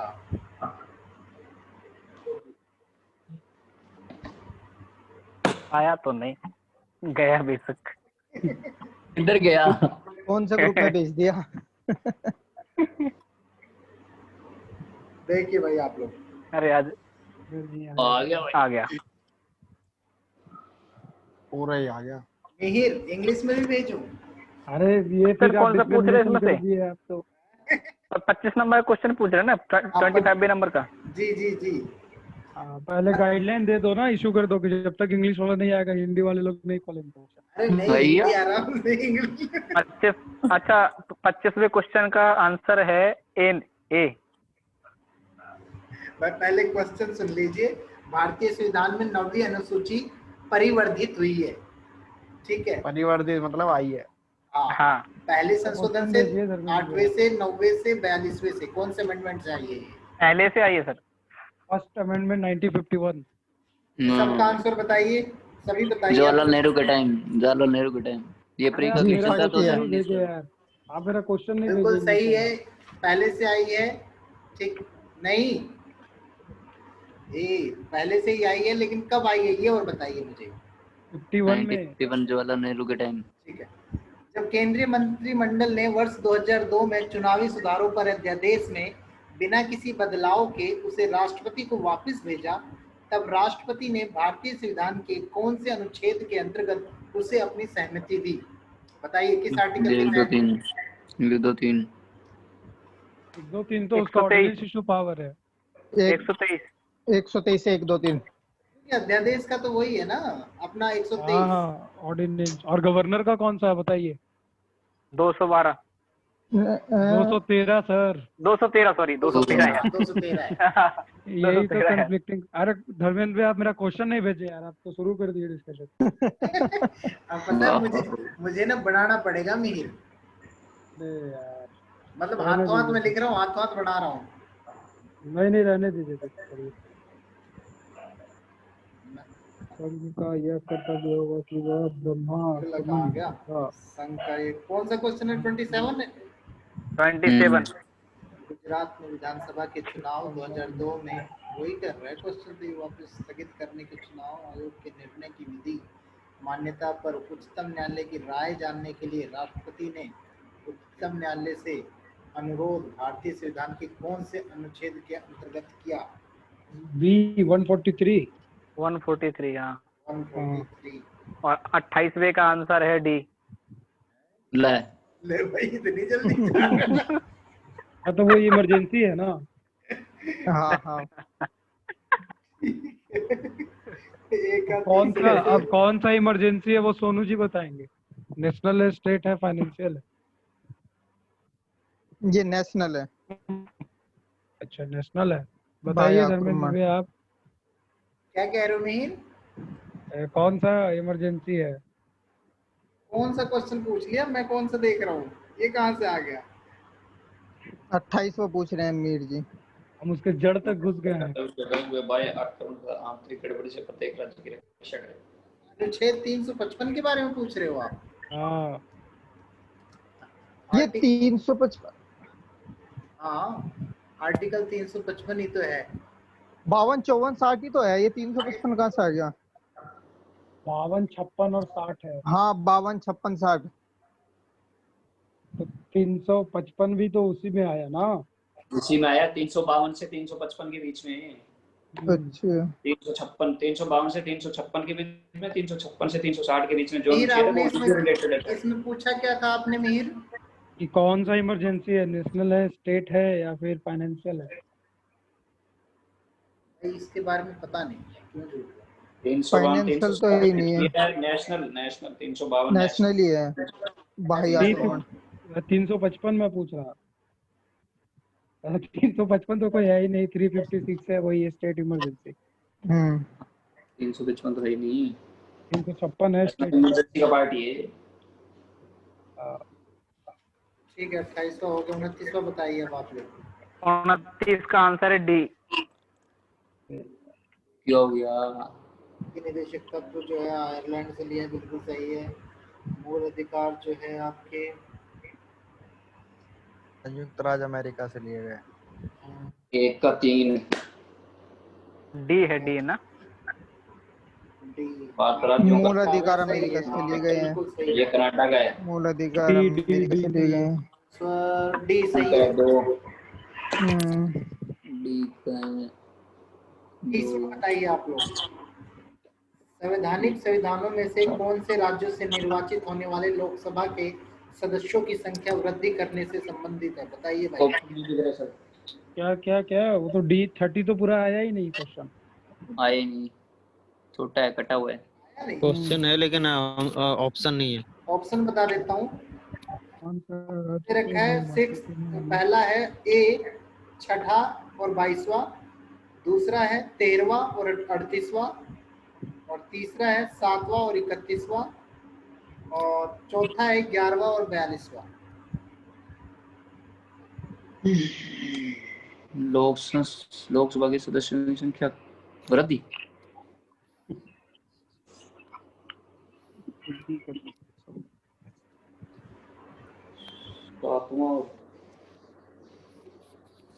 ये तो नहीं पढ़ा यार। आप आंसर बता दो इसका, मुझे लग नहीं रहा किसी को पता है।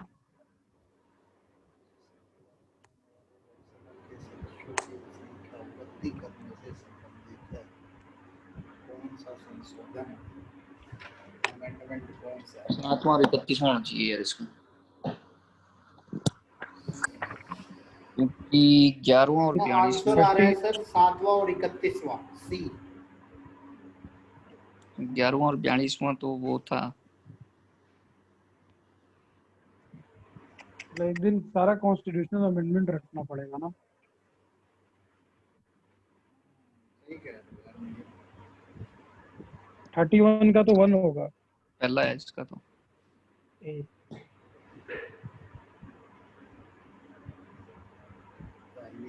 क्लियर नाम से ये राज्यों के संग वाला। अगला भेजूं, अगला पेज 31 बताइए। अगर कहते हैं तो अगला भेजूं, वरना स्टॉप करें। आज के 10 क्वेश्चन हो गए पूरे। अब सो जाओ बस बहुत है। बस बस सुबह आंख नहीं खुलेगी। जी जी सही है, सुबह की क्लास लेनी है। 10 का हुए क्वेश्चन, 1 2 और मुझे पीटी भी जानी है। सही बात है।